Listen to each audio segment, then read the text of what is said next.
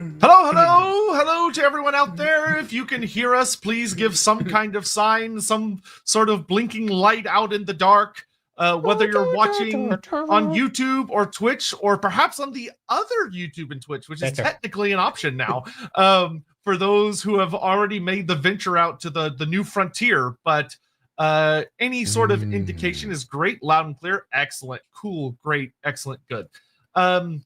So yeah, we're here. It's Wednesday. It's time to get back into the show again. Yeah, and of course we are joined. You may notice that there's 3 people on screen for the first time in a hot minute. We're joined by the extremely wonderful, lovely Rots Watson. Thank you. I think let's go ahead and do a little bit of just kind of faffing to get by people a little bit of time, and then we'll do introductions and stuff after a few minutes, and everyone's kind of had time to file in. But we are going to be discussing the Storm of Chaos today, which is going to be pretty exciting.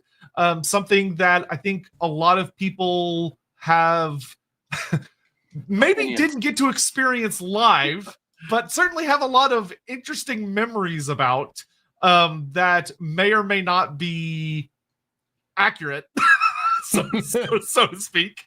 I'm really looking forward to this one because the Storm of Chaos is a very controversial subject in some corners of the internet.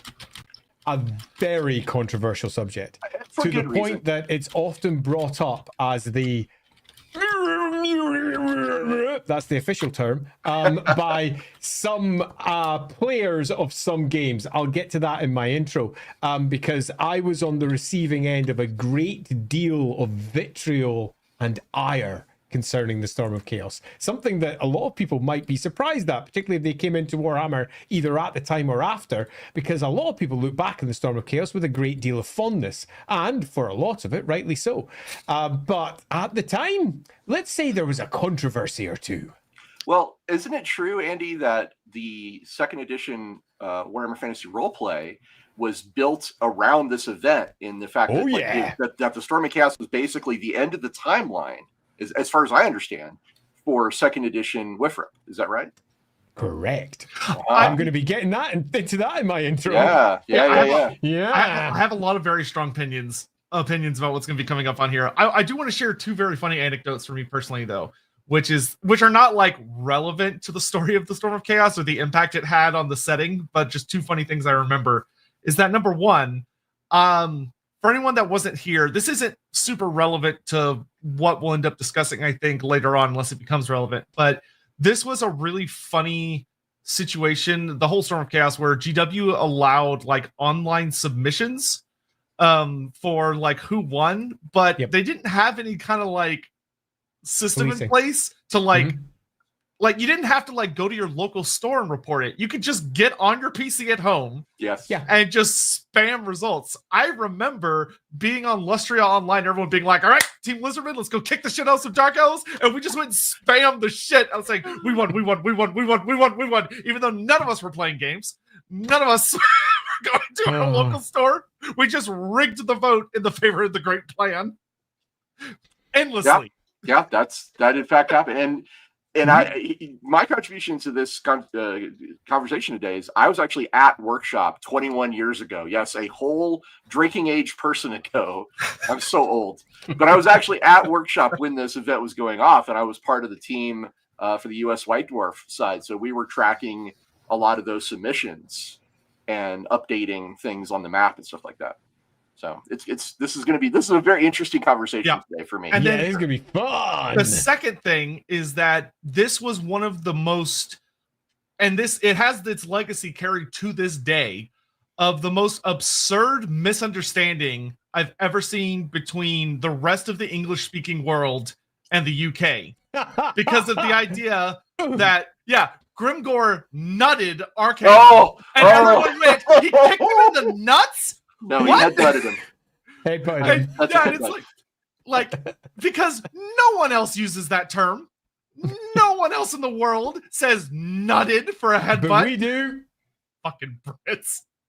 And to this day, it is one of the most famous legacies that has stuck on. That was just a misunderstanding of just he came up behind him and just kicked him in the nads. And it's like, I mean, to be fair, the level of ridiculous of that moment in the story, it would have been the same if he had kicked him in the nuts versus what he did, because it was that that's level. not unfair.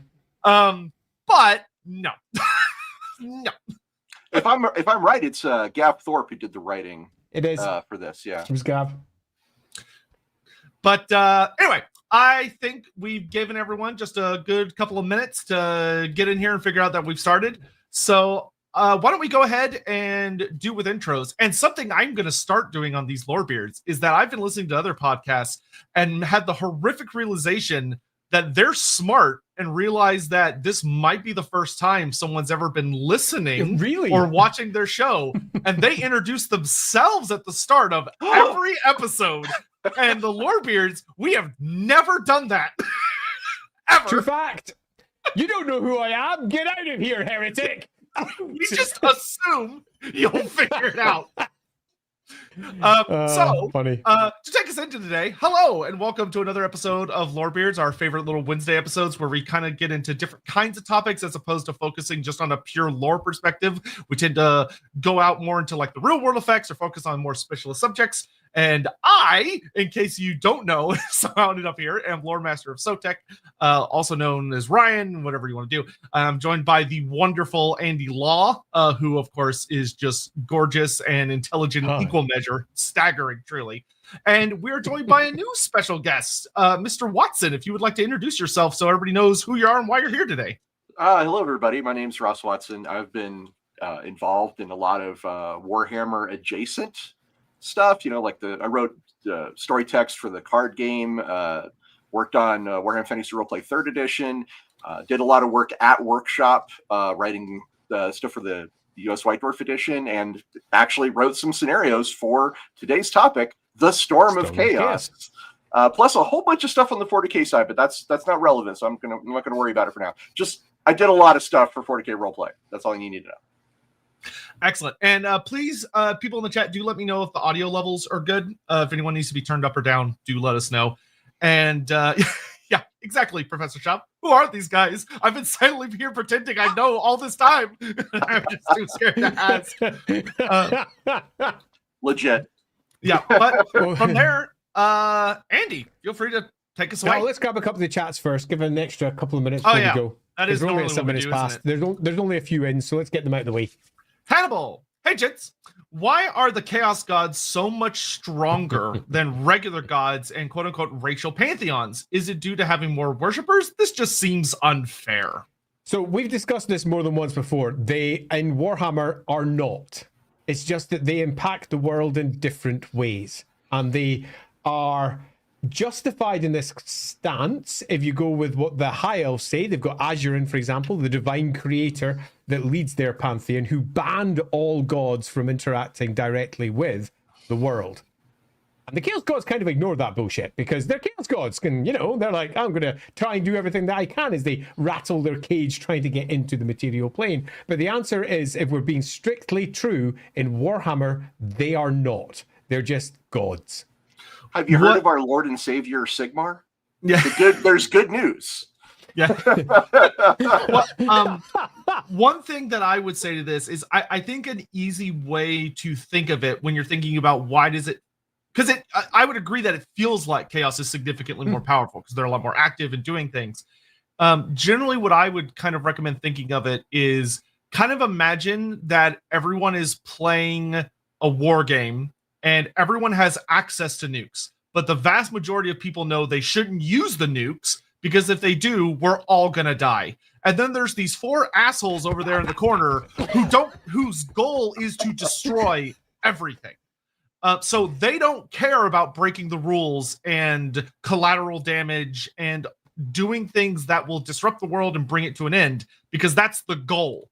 Whereas a lot of the other gods, if you want to follow this line of logic, are being much more careful and tiptoeing and trying not to destroy the universe. So the Chaos Gods they're cheating, to put it very bluntly. I'm just going to bring up this comment here. We do, indeed. The very book today that we're going to be discussing, Storm of Chaos, has blessed warriors of Ulrich all over the place. So all the other gods do have blessed priests doing their various things, but they are not doing the same things as the Chaos gods. All right. Then we... Singemeister. All right. Seriously. Asterix versus Obelix versus Gotrek and Felix. I just saw a meme about this right before I was about to start the show. So if I may, Gotrek survived the end of the world. He is literally walking around in Age of Sigmar right now. So I think he could take Asterix and Obelix. So I will say that cartoon logic is kind of bullshit and insane. Good point. And I think somebody put it best. I was reading a thread that was joking about something similar to this. And they said the problem with Asterix and Obelix is that so long as it's funny, they will win. Mm-hmm. Because that's how their cartoon logic works. Is that as long as it's a gaffe, they will come out on top. So that being said, like feet to feet, sure, yeah, Gotrek and Felix would probably, well, Felix probably not so much, but Gotrek would win. Yes. But based on like how the laws of their settings work, I don't think Asterix and Obelix can lose, to be honest. If it's in their world, they can't lose. Yeah. The answer to this one is quite obvious. They would both beat the other at one point during the course of the story. Then they'd team up against the Romans, and at the end there would be a giant feast, and everyone would be eating roast boar, and they'd all be on the same side, because that's how all Asterix and Obelix books pretty much end. They would all be having a giant drink, eating enormous boar, and that's pretty much it. Yeah, that is how it would go down. Dino Man, rate my Total War Zeet shenanigans. Was fighting Itza. Mazdamundi's army starts to approach, looking like it might reinforce them. So I force a war between Itza and Heshwaddle. A few turns later, I attack a tiny Itza army, and Mazdamundi reinforces me against them. I spend most of the battle trying to throw spells against Mazdamundi's army with blue scribes, despite him being my ally, in order to weaken him so then I could kill him. Yeah. Sounds pretty on brand. It's a problem. Oh my god. Oh. All right. Thanks everyone so much for joining us for today's stream. We had a really good time, and we'll see you guys on Sunday. Godric the Grafted. Hi. So if Archaon lost and the world was fractured by chaos, could the Order/Destruction forces put up a real resistance to an empowered Nagash? So what I'll say to this, something we're going to talk about, I think a good bit, and Andy's probably going to get quite into it because of 2nd edition Warhammer Fantasy Roleplay, is that the setting continued after the Storm of Chaos, and it was actually super interesting. It wasn't perfect, but there was a lot of very genuinely fascinating story threads that got brought up, and a lot of them kind of followed what's next. So like in one version of the story, the Nemesis Crown starts to become a threat, and that whole storyline goes down, which ended right up into the 30s, past the actual point where the world ends, in the later end times. So if you follow that one, Karl Franz is pretty much an old man by this point. Yeah, and in that story, interesting enough, the Greenskins and like Grimgor ends up kind of being the main antagonist in a lot of ways to like the civilized world, or the old world rather. But if they had kept going, Nagash kind of feels like a natural potential big bad that could have come up, because I mean, if you're going by the logic of how chaos is supposed to work, they wouldn't be back for a while. Yeah, centuries, 2 centuries, however long it takes. But could they take him? I don't know. I will say is we'll talk about the ramifications of the Storm of Chaos were basically that everybody had been kneecapped so hard that stuff was bad. So yeah, so I mean, it's important to point out earlier in the show, I think, that the Storm of Chaos is an alternate reality. It has been retconned out of existence. It didn't actually happen according to the established canon timeline. And like Sotek was just saying, at the end of it, it kind of established a brand new status quo where most of the Council of Light, you know, this group that Karl Franz put together with Teclis and all the other order factions, was pretty messed up. Like they suffered some serious losses. So yeah, Those two things I'm are going to get to important. that. Yeah. Yeah. I will say this: we might circle My back opinion around. may be slightly different to everyone else's. Gotcha. This is something we'll likely swing about because I think I know what Andy's going to say, which is a funny quirk of what happened versus what actually happened versus what GW was like. No, this is what happened. But we'll get into that. Okay, we'll do 3 more, then we gotta get going. Donovan, non-Warhammer fact you may find interesting. The Roman god Mars was usually depicted as a slightly older bearded man, but in northern Britain he was often a younger beardless man. The theory is that this would be more relatable to the many young soldiers stationed far from home, something to think about when considering how gods are depicted in different areas. Thanks. So I agree that it's something to think about. And it's true that the gods are depicted in different ways across the Warhammer world, but there's always one underpinning thing that it's worth keeping in mind when you're dealing with Warhammer gods over, say, for example, real world equivalents. And the word there is real. In the Warhammer world, they're real. Now, they're obviously sitting in the divine realms being divine entities, so that doesn't mean that they've got nice fixed appearances that we can immediately pin down on, but they definitely have fixed something, which is quite unlike, for example, the Roman gods, which I presume you don't believe are real. That being the case, you could literally depict them as anything, and you wouldn't be pissing something off. Where if you do that in the Warhammer world, you might have a very different outcome. So, yes, it is something to consider when you're doing your world building, but at the same point, there's more to consider when you're doing your world building alone than that by itself. Yeah, though to be fair, a lot of the Warhammer gods do show up in a lot of bizarre, different ways. Cole Patterson, thanks for becoming a member, by the way. Appreciate that. Thank you. Yep, appreciate it. Michael, Archaon dies, becomes Malal reborn, setting resets. Sure. I mean, legally it would have had to, certainly. Poor Malal. It's over in his corner. Scion, does Valten survive? And if so, what role does he play? We'll get to that. Or does he get killed in bed by the Skaven like in the Cannon Storm of Chaos? So, okay. So, yeah. So, we'll get into that. To be clear, today we're going to be talking about like the actual Cannon Storm of Chaos event. And what happened during it. So Valten is unfortunately not going to have a great time. Yeah, we'll be getting to that one. Though it's more complex than you might think at first. It is. Brock 6000, important question. Who'd win in a hot pepper eating challenge between a pyromancer, a Slaneshi champion, a chaos dwarf, and a baby ogre? Interesting. Well, hot pepper is not the same as actual heat. It's something quite different. So you're actually now discussing about the physiology of each one of these. I can't believe I'm taking this seriously.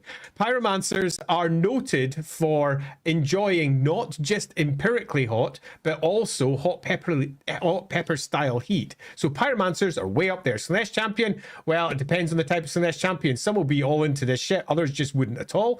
Chaos dwarf, completely different thing. It's all down to just how dwarves take their heat, and that's up to you in your individual dwarf setting, but definitely not ahead of the pyromancer. Baby ogre, ogres will eat anything. It's already won.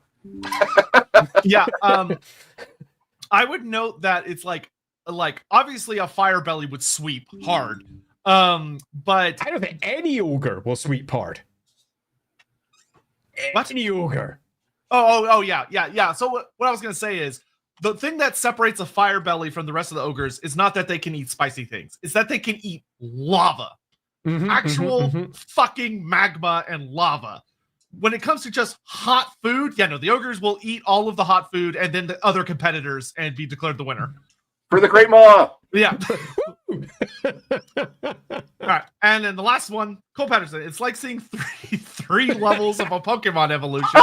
LAWhammer and Rossizard, perhaps. I'm quite happy being the LAWhammer. I'm up with that. Yeah, that's great. Andy narrowly escaping being insulted there. The last thing I'll say is 2 of us clearly got the unspoken memo where me and Ross showed up with Warhammer shirts, and then Andy's just there being an old man. I am indeed. Here, my old man top. It's because it was raining today, and I put a jumper on, and I was like, I don't care. I'm also going to cross over to my office with a walking stick. Right, okay, let's get diving in. Storm of Chaos. I'm going to do my intro in a completely different way to how I do all my intros, where I generally always say, let's go back in time to the beginning of Warhammer and discuss how this concept, this idea took form. Nope. Hard no. In fact, I'm not even going to go to the point when the Storm of Chaos was done. I'm going afterwards because I come at this show with a particularly unique perspective. Because I was sunk into Warhammer Fantasy Roleplay 2nd Edition. And as we discussed earlier on in the show, Warhammer Fantasy Roleplay 2nd Edition used the post-Storm of Chaos world as its core world. And it taught me something that none of the Storm of Chaos books really kind of got into, and that was Storm of Chaos, for all the books said it was this great almighty event, was shit. Now, that is a great way to start our episode, huh? This thing we're about to discuss is shit. But why is that the case? Let me go into a couple of examples. First, everyone who was playing Warhammer Fantasy Roleplay at the time generally thought of the Warhammer world as what was epitomized inside its main campaign, the enemy within. Chaos was secret. No one really knew that it was resurgent in power. Not in Warhammer Fantasy Roleplay 2. Chaos had fucking demons stomping all over the north, doing its thing. The whole concept of what was Warhammer got upended completely. Everybody who was coming at the 2nd edition of the game for the first time was presented with a world where chaos was open, everyone was aware about it, it was getting clamped down on, obviously, and here's the big one, it was defeated. Roundly. And when I say roundly, if we actually take a look at what happens to the Empire, the core setting, and we take a look at all the books that are presented at the time, and we discuss through all of the cities and all that, yes, some of it fell bad, but in the greater scheme of things, it was a very small incursion of chaos. I'm going to keep going. And that completely changed how chaos was perceived in the 2nd edition of Warhammer Fantasy Roleplay. So Storm of Chaos had this weird, unexpected, and deep impact on a game that I was writing. And I had this weird thing where I had to basically do all of the chaos is insidious and no one knows about it adventures, and was literally commissioned to do that while everyone was talking about it in all of the books. And it was a crazy, weird place to be in for the creation of a roleplay game, where the core bad guy that was meant to be hidden and nobody talked about was publicly talked about, but we were also told as writers that we couldn't publicly talk about it because they didn't. And this weird place was created, but that was nothing, and I do mean nothing, in comparison to what happened with the fan base. We are all aware, for those of us who've been through various editions of role-playing games, of the concept of edition wars. The idea of one edition being better than another. The Storm of Chaos became the banner of this for everyone that played the first edition of the game, because they thought it was, and to repeat myself from earlier, roundly shit. They thought it was the worst thing to ever happen to Warhammer. They thought all of the events that led up to it and everything that occurred during it possibly could be justified, but what it did to their roleplay game wasn't worthwhile. And the online discourse at this time was so bad, Black Library considered shutting its forums. And it had big forums. I was a moderator over there doing the stuff for Games Workshop at the time. And they didn't just consider shutting it. There was big conversations. Mark Gascoigne was in the background going, you know, they do a lot of good, but do we really need them? And there's a lot of danger that's coming to it. And in particular, it was focused in on the part of Black Library that was doing the roleplay books, Black Industries. And the forums were daily flame wars. Daily wars about mostly how stupid the Storm of Chaos was. So that then leads us to the question, why is it stupid? Is it stupid? Were the roleplay fans just completely wrong in everything that they thought? We're going to be discussing that today as we go through the events of the campaign, where it came from, why it was used as the core setting for 2nd edition. I'll answer it very quickly, because it had just happened, and that's what the setting of Warhammer was, and that's what the roleplay game reflected. It's as simple as that. And why it really upset the fan base, and why it upset it even more when just a few years later they said, Storm of Chaos never happened. In fact, we're going back to Warhammer Fantasy Roleplay 1's Enemy Within style, because maybe they were right. Maybe it wasn't a good idea to have chaos come out and be public. And there's a really fascinating look at what happened behind the scenes. And we're going to be discussing that and our individual experiences from not just playing through that, but writing through that, which was a roller coaster. Super fun. But the actual events of the campaign are really interesting because not only do they go through a whole host of what was considered by many to be crazy Warhammer top tier bullshit, offering characters doing things that were sometimes sort of out of character for them, but this stuff stuck in a way that for an unofficial non-canon event is really interesting because the Storm of Chaos is sticky. All of the extra lore that it added kind of stays around. The stories that the Storm of Chaos offers about what happens over with Marathi et al. And I do, of course, have to bring up Marathi because we just had 2 streams about her. That stuck too. In fact, a whole host of the stories from the Storm of Chaos stuck, even though nothing that happens in the Storm of Chaos happens. The extra characters introduced by the campaign kept. All the extra cool new stuff for the Cult of Ulrich, for the dwarfs, for Slaanesh, all pretty much kept, except a detail here and a detail there to twist it around to make sure it could merge into the new version of the Warhammer world back to its 5 minutes to midnight setting. And that leads us with what we're going to be doing today, which is diving into, step by step, what was the Storm of Chaos? How did it come about? How did a summer campaign impact an entire roleplay game and then leave the second edition landed, stranded, now contradicting the war game that it was supposed to be representing, eventually turning into the very game a certain chap down here was also contributing to, the third edition. How did all of this occur? You'll find out as we dive into the Storm of Chaos. If I may add on to what Andy's talking about here. So, of course. Warhammer Fantasy Roleplay first edition comes out in 1986. Storm of Chaos comes along 18 years later. So, if imagine that you had found this setting and had been enjoying it for an entire adult's life, and then second edition comes along, and here's the real deal. Games Workshop wanted Warhammer Fantasy Roleplay to more accurately represent the IP of Warhammer, which WFRP had diverged from. WFRP had become its own thing. It still, to a large extent, is its own thing. But Storm of Chaos was Games Workshop saying, hey, let's bring this in. Let's make it more reflective of the war game setting that we make all our money on. So that's what Andy's talking about, is that 18 years pass and then all of a sudden everything is far more like the mainstream and unlike the tangent that it had been. Beautiful tangent, absolutely, no question about it, but it is a big shift. And then, he's talking about things that stick around. It's important to point out, Total War Warhammer has a patch or a expansion coming up, actually, Tides of Torment, which it revolves around an army that came from the Storm of Chaos. Yeah, that's something we'll talk about. Fucking amazing. Well, yeah, I've got one other little detail just to add to that.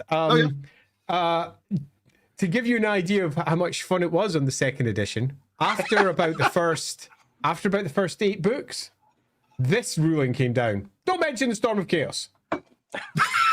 Mid-edition? Which was the core setting that the core book and all of the first set of books had been based on. Because the studio had moved on from it, and it was the summer campaign didn't matter to them. It was the summer campaign; they moved on. They were doing their own things now, and the Storm of Chaos was seen by some to be, broadly speaking, not something they wanted to refer to ever again. It had been done, and that was an absolute joy to negotiate. As you're like, so how am I going to pitch this to make sure the people who are playing in the Storm of Chaos still think this book applies to them, and the people who are ignoring it still think this book applies to them. Well, I can talk about one of the most infamous aspects of the Storm of Chaos from the inside. Okay. So one of the most infamous aspects of the Storm of Chaos is that this was the Games Workshop at that era, the early 2000s. They were big into campaigns that would engage players and change lore, and there was Dark Shadows, there was the 13th Black Crusade, and there was Storm of Chaos. And the whole idea was that they would accept battle results from the players, the people out there in the world enjoying the game, and then use that to to represent the actual events of the story. However, and this is again one of the most infamous things about it, is it became very obvious early on that Games Workshop had a very specific idea of what they wanted to accomplish, and the battle results were wildly divergent from this. So people would be like, hey, wait a minute, according to the battle map, Archaon's nowhere near Middenheim. And Games Workshop's like, well, he gets there anyway. And you're like, yeah, okay. And what's worse about this is they put a lot of this information in places that most people didn't see for whatever reason. As being on the White Dwarf team, I know that in White Dwarf it was said that Archaon was going to get to Middenheim, and it was only a question of whether he'd win or lose depending on the battle results. But that information was not disseminated very widely outside of that article. So a lot of people were like, hey, how is this story progressing in this manner? Because the narrative Games Workshop was putting out for the story was that Chaos was doing well. They were getting beaten back a few times. They were thundering towards, the old world. They were coming for Altdorf. It was going to be like, oh no, it was stakes, big stakes. Meanwhile, the tension was high. I think Chaos was in last place on the battle report site. It was actually absolutely because drubbed. I remember it really keenly because they had a website that was up. A website I actually asked about Gav about after, because I had a whole bunch of stuff that I wanted access to and he didn't have access to it anymore. And I was like, damn it, because I need some of those facts. But regardless, I had a big website where you could report everything. And you got to see live who was winning. And the answer was everyone but Chaos. Yes. By the gods, were they having their asses handed to them. Massively. We'll go through the actual story side of it, but it is worth noting that on the campaign side, Chaos were absolutely destroyed, but the narrative in no way reflected that. The narrative made it feel like Chaos was rampaging across the old world and was going to arrive at Middenheim and was going to take it down, and it pissed off a whole load of gamers because they're sitting there going, but I can see the results online. Chaos should be losing right now. Why is this story progressing like that? So it was an event. And it's important to point out that right after this, they did one for 40K, the 13th Black Crusade, and they did the same kind of thing, and that too was retconned. So 13th Black Crusade and Storm of Chaos, same era, same approach, both not canon anymore. So. Genuinely, the only time I saw GW finally figure this out was the end of first edition Age of Sigmar, where they did a similar thing, but they hid the results until they got to the end of it. And it was a group of short stories that didn't ultimately reflect it didn't change any of the big stuff, but it changed a lot of the small details. And to their credit, all of the things that the community ended up voting for and the battles they won and contributed to, all of those things became canon and were never retconned. And people loved it. And it was great. But they didn't figure out, it took them 10 years to figure out how to do it without pissing everybody off. Storm of Chaos did incorporate a lot of results. I mean, Andy's saying that they ignored a lot of results, which is true, but they did try to incorporate some of the results on it. I know this.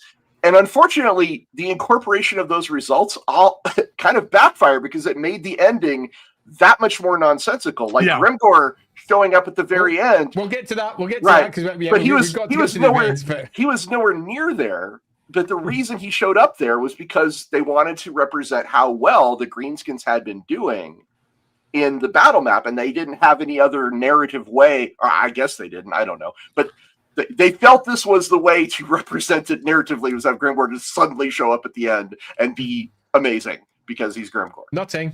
Yep. All right. So let's get caught up on super chats. And then I think let's start with the IRL discussion of living through the Storm of Chaos and get through the real world stuff. And then we can circle back around and talk about the actual narrative. Sounds like a plan to me. All right. So we were, where were we? That's a great question. Here, Contract to Grafted. Another question. With Chaos at its lowest, could the empowered forces with all the magic close the polar gates or separate/shrink the taint of Chaos? No. No. No. The Ever-Chosen has been slapped 12 times before this, and none of those times were unfortunately strong enough to seal the polar gates. I don't think this time would be any different. Yeah, could you make a story about that, about an individual, a really nice individual narrative about some character doing something of this ilk for a roleplay game or something? Sure, yeah, go wild. But in terms of what the setting's all about, the answer is no. Mm-mm. Yeah, because remember, for those of you that didn't grow up with Warhammer Fantasy, whenever you'd open an army book or a Black Library book, it always told you the world is dying. Doomed! The world is doomed. We already lost. It's just a matter of dragging it out for as long as possible. Yep, true fact.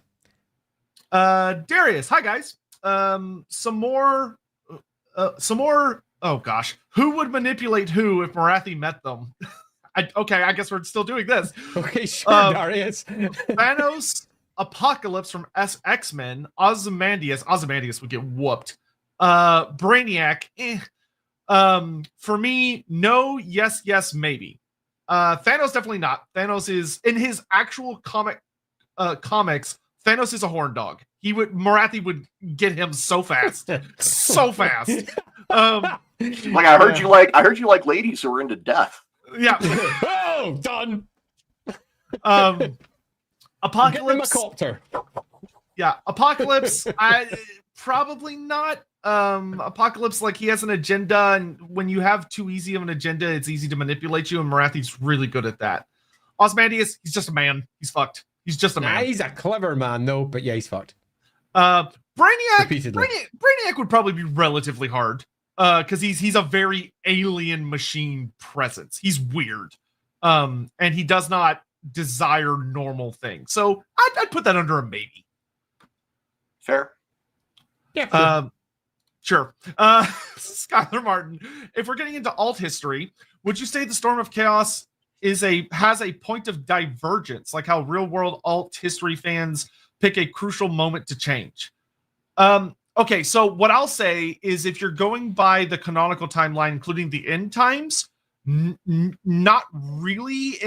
Sort of, but it started later, but basically the same thing happens, but instead the world ends instead of being saved at the last second. But the end times, which this is something that in some ways endeared it to many, in other ways pissed people off, steals a lot of the big moments from the Storm of Chaos and just literally repeats them. Yep. Just copy paste. Or they make a reference to it and then do something slightly different. But a lot of the key moments from the Storm of Chaos literally just repeat themselves. Yeah. It's one of those retcons where you're like, you almost didn't need to retcon it. Ah, bloody hell. Yeah, Why? honestly, you could have just continued and just had that war continue and come back again and finish it off or something. But no. So for those that don't know, this is a book called Darkness Rising, which it's flipped, so it's probably hard to read, but it's called Darkness Rising. Super pretty. It's has not flipped. Beautiful. It's only flipped to you. Oh, well, cool. It's got a lot of beautiful, genuine, awesome, unique artwork in it. And this was written by Phil Kelly and Anthony Reynolds afterwards. And basically, I guess somebody went to them and went, "When did you take all that bullshit and make it seem like it was the plan the whole time?" Darkness Rising's all right. Yeah, and that's what this book does. It's an in-universe, someone's telling the story of what happens. And the story ends with a note that probably they should have just stuck to, which basically is the character pointing out, oh, chaos is coming faster and faster and faster between each Everchosen. Archaon was defeated but survived, and it was only 200 years since the last one. So what if the next one comes in only 50 years? So most of us are still alive, and it happens again. And you're kind of left with that, oh, okay, so that's probably what's going to happen, is that Archaon's going to recover and do another one. Retcon! Yeah, and then they threw the baby out with the bathwater, only to then turn around in the end times and be like, okay, just kidding, we're bringing a lot of this back. Because it's like, oh, look, Valten's back for some reason. Even though he's even more confusing in the end times than he was in the Storm of Chaos. Less justification for being there. But it's a whole thing. But so I wouldn't really say there is a point of divergence, other than it happens a little later in the timeline.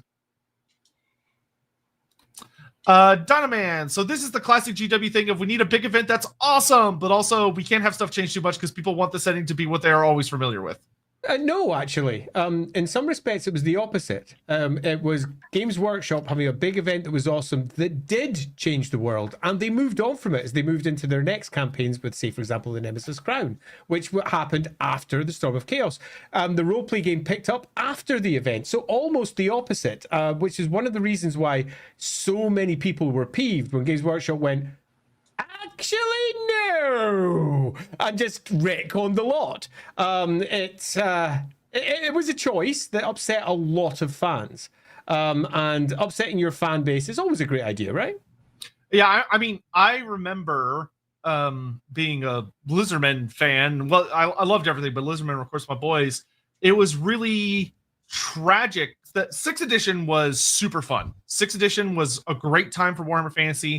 And for those that don't know, each edition was usually in the 3 to 4 year ballpark. They're surprisingly fast when you look back on them. When you're living through it, it feels like they take forever.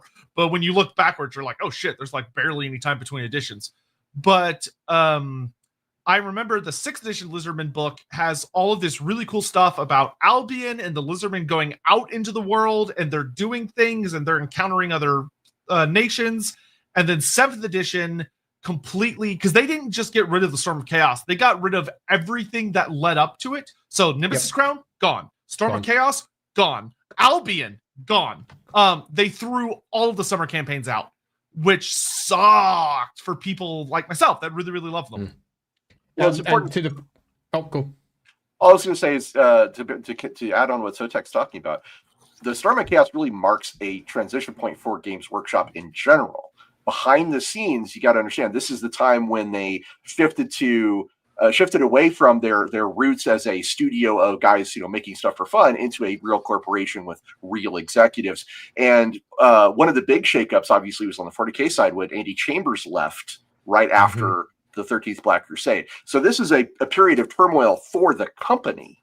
Not just the setting. And a lot of that's reflected in, I believe personally, that like 7th edition and the way that 7th edition was launched in the way that it was kind of a way of saying, okay, that was the old regime. Here's the new regime. I don't think there's even a doubt about that. That's pretty much what it was. And it's really interesting when you then move into 8th and you see all of the things that 7th had gone, yep, they're gone. And then 8th went, actually, they're kind of not. They're kind of here. Okay, and the truth is, yeah, they're there too. From Albion, they're doing their thing still, and all those things that we said were peppered and weren't a thing anymore, they kind of are. And as a writer at the time on the roleplay game, that fucking sucked. You know that scene from The Emperor's New Groove where Yzma and Kuzco keep going around the chef and keep changing the order constantly? I feel like that's you with the GW staffing. Take that in, put that out. Take that in. It made it really difficult because you were constantly in a position where you had to not just second guess what was the acceptable version of the lore, but second guess what you were writing. It was one of the I'd say primary motivators behind my desire in my future writing to ensure that all editions could be perceived to be real through the words that I chose for what I was writing, to ensure that not only I was respecting the fans who might prefer one version of Warhammer over another, which is something that's a laudable goal, I think, but also to cover my own ass should Games Workshop themselves go, our own history is no longer our history. And I say, well, that's okay, because everything I've said is in time. Everything I've said is from a certain character's point of view. So it should be okay. And I generally had that conversation in Games Workshop, like, yeah, you're right. That's cool. And I'm like, Games Workshop loves unreliable narrators in RPGs. I the 40K guy on the 40K side. Yeah, I can agree with Andy 100%. Like on the 40K roleplay side, that was a big thing. Was you can say whatever you want as long as it comes out of the mouth of a guy who's probably crazy or is heavily doubted or is basically shouting into the wind. And I'm like, oh, okay, that's a good way to put it. Yeah, all right. Which is good. Like it's good for it's really good, and I think it's some of the best stories from Games Workshop have come from those unreliable narrators. It's just unfortunate often later. Darkness Rising. Yeah, yeah. Like that's exactly what that book is. Yeah, even as Stefan is telling you his story, in the margins, his grandfather's constantly like, "That's not what happened. That's a lie," and you're like, "Oh." That was the style at the time, as they say. It's good shit. I love that stuff. Yeah, That's what made like the Liber Chaotica so fun to read. The Liber Chaotica has got like code messages and all this shit in the margins about how people are lying and it's not the truth and yada yada yada yada. It's great. All is chaos. Brom, let's do it again. Time to cancel the end times. So I will note. So the end times, we're not going to focus too much on that today because it's its own unique can of worms.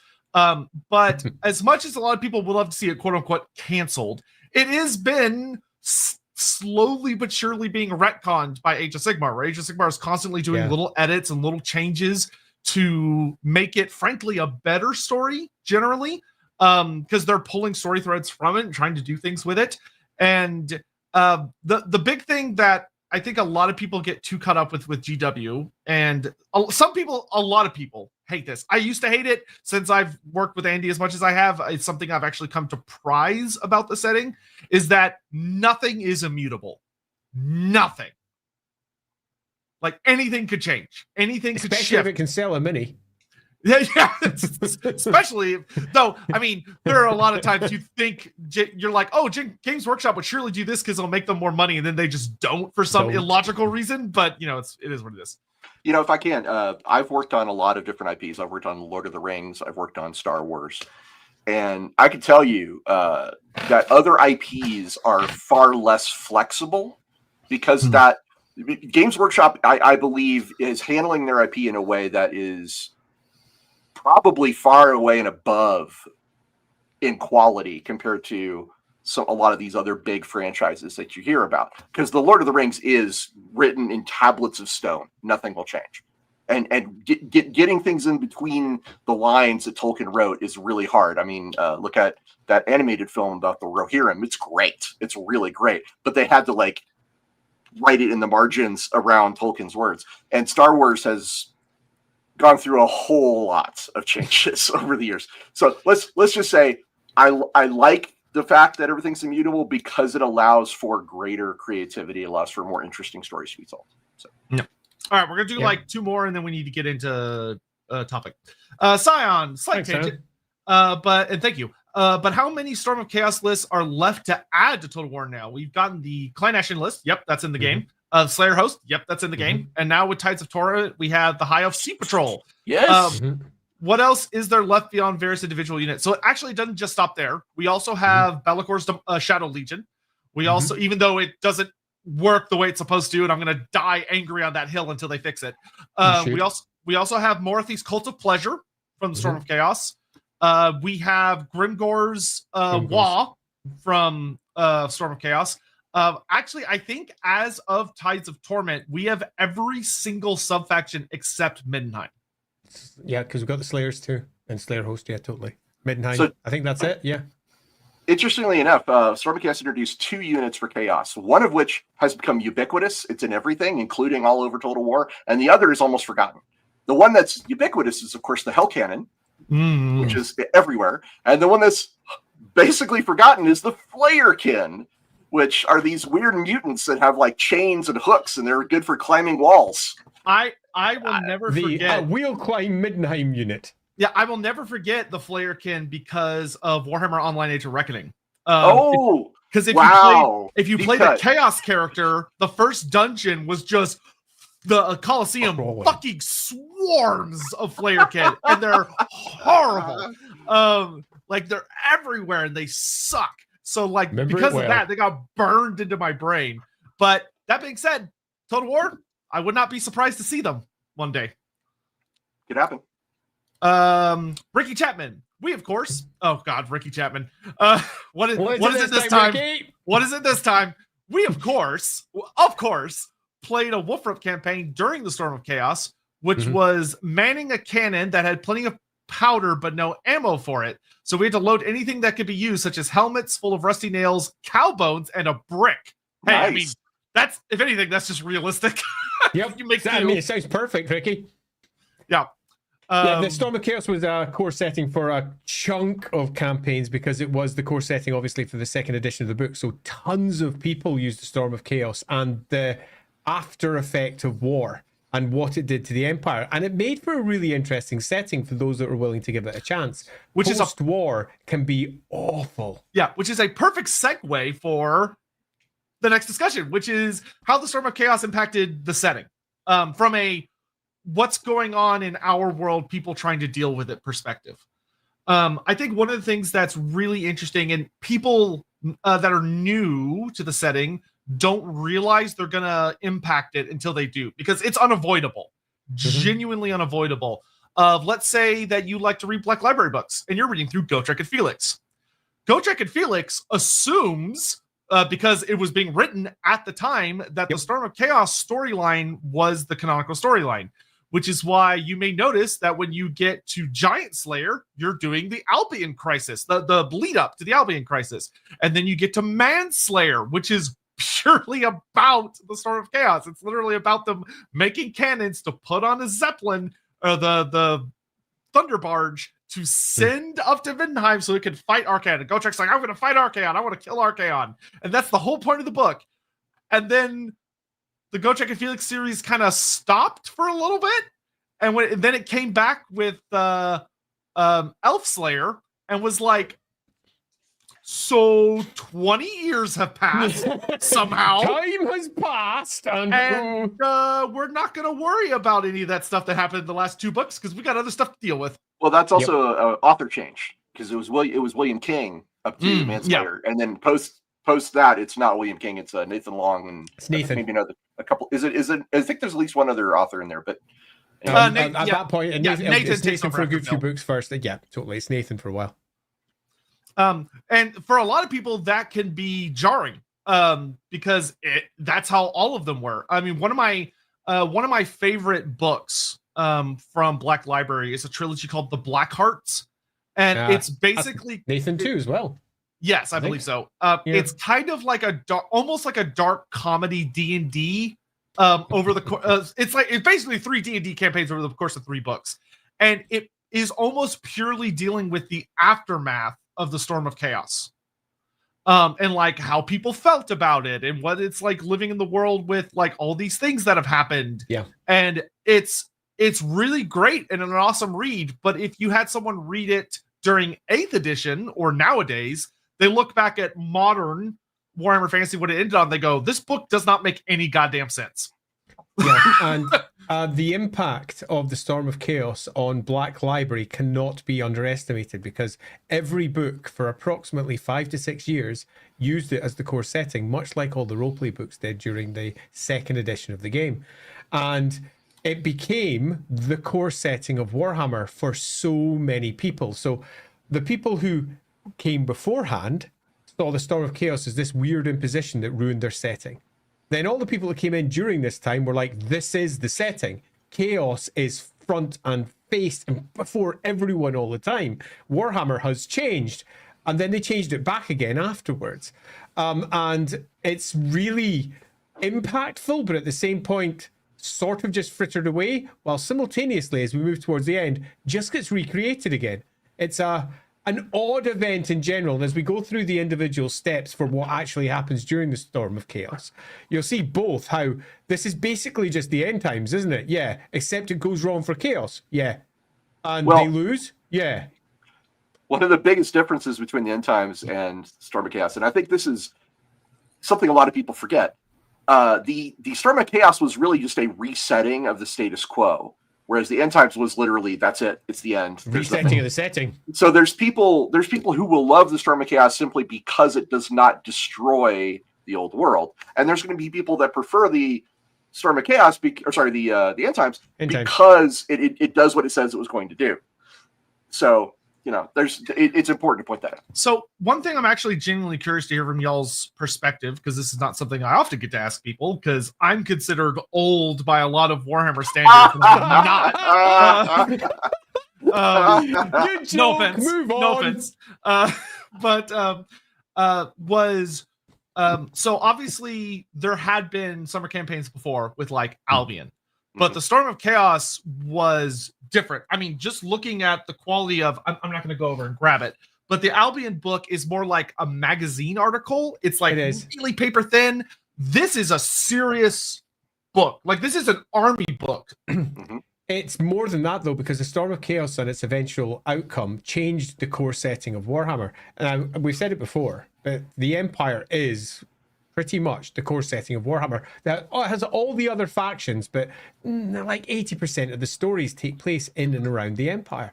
It is the core place that all the Black Library writers were focusing upon. Sure, we've got a trilogy over there and another story over there, whatever. But the Empire is still where the foundational point of the setting is for so many writers and for so many who played the game. And it changed. Albion didn't change anything for the core setting because it was off at the edge. Even the Nemesis Crown didn't change anything. It was just a bunch of armies stomping around. And sure, there's a big magic artifact, and sure, there are big fights where, but in the greater scheme of things, the Empire's still the Empire. But in the Storm of Chaos, the Empire was freaking crushed, even though Chaos lost almost every battle. But that aside, it was crushed. They swept in and wiped out almost all of Ostland, wiped out almost all of Hawkland, wiped out most of Nordland, moved into Middenland and wiped out most of Middenland. It was horrific. The entire setting was turned upside down. So it's no great surprise to see that, unlike the other summer campaigns or the other extras that were happening in the studio, this one just changed everything for everyone that was writing for the game, because they changed the setting, and in some respects that was, I think, deeply regretted later. One thing I'm curious though is that for you two, because y'all were involved in things that were going on, at what point did y'all realize that this wasn't just another Albion crisis? This was something genuinely different.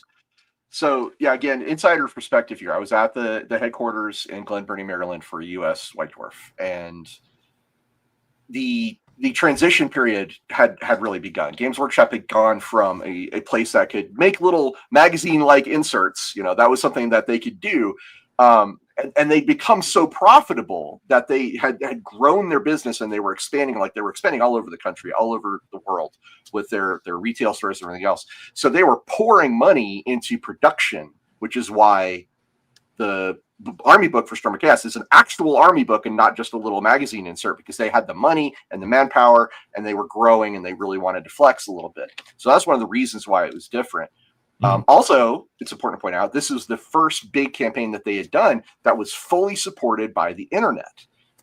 Games Workshop, at least in the US, had just hired its first web editor when I was working there, because they were setting up things like Black Gobbo, and they were setting up, their web store. Okay. I actually, behind me, you can see. I have to ask. Yeah. So for the Albion crisis, I know people could submit games at their local retailer. Were they mailing those in? Yeah, for the most part. Yeah. So just keep in mind, like that's one of the big differences. In the shops, they were often Call phoning them the in. Pony Express. It's time for a summer They were campaign. phoning them in, in the local Games Workshop shops. They were just phoning them in. Oh, good Lord. Sorry. Yep. I don't mean to laugh at y'all's expense. It's legitimately ridiculous, but yeah. Sorry, anyway, that's my insider perspective, but I'd love to hear Andy as well.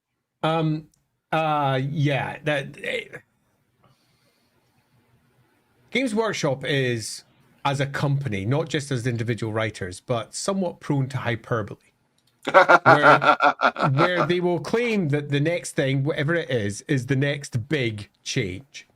And everything's changed because of this. And by the way, please buy this book. There's no power creep on us, but seriously, there's fucking tons of power creep, and you'll have the best army. And they are prone to saying that the next thing is going to change everything.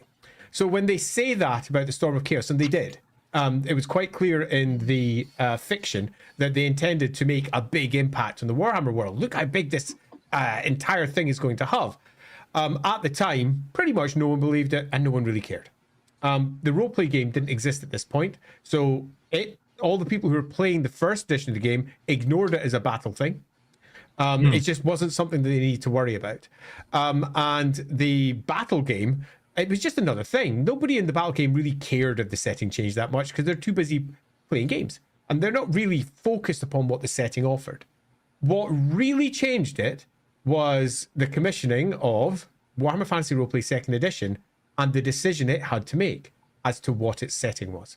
And was its setting the same as the first edition, but updated, so it took into account all of the changes that had happened over the course of the last couple of decades to the setting? Or were they going to ground it into the post-campaign world? And the decision was made to make it the post-campaign world. And when that happened, that's when it was really impactful. Up to that, it would have been an event just like any other. And if they changed it, really, it wouldn't have made a big difference to the greater world. But now they were dragging not just tens of thousands, but Warhammer Fantasy Roleplay sold a lot. It ended up being hundreds of thousands in the end that were playing it, of players into a world that many of them didn't want to be in. And that was an enormous sea change in terms of exactly what Warhammer was to different people. Yeah, I find that so interesting because for those unaware in the audience, I didn't even start with the role play game until I was already in college. Because I just played the battle game, and if you weren't in a role play space, yeah, I know. If you weren't in a designated role play space, especially in the United States, Wolfrup was very difficult to discover on accident because you wouldn't find it in a Games Workshop store. No. At least not where I was. No, it's still true. Still true. Yeah. And it was this thing that I had no idea existed until I was I think a freshman or a sophomore in college and started using all of my free prints I was supposed to be using for schoolwork to print off all of the second edition books instead that I pirated online. But terrible. Terrible.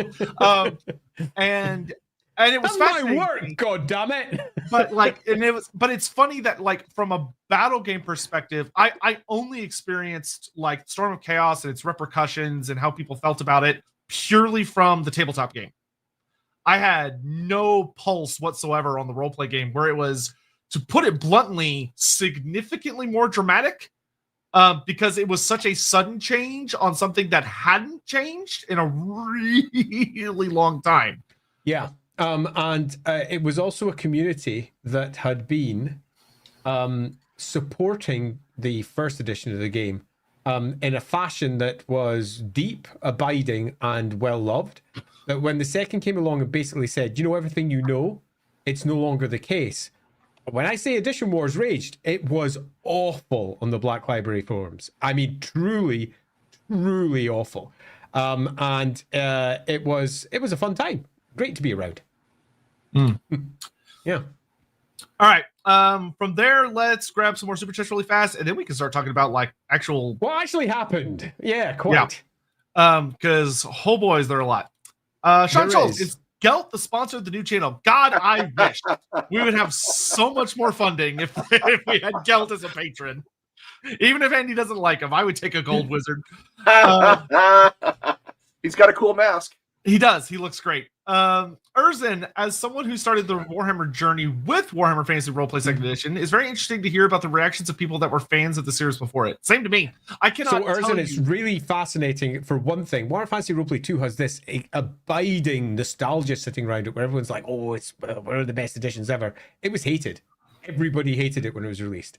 Like, to the point that it was almost hilarious how much vitriol there was getting poured in it. And this wasn't just a small community of online players that hated it. It was big, the dislike that went with it.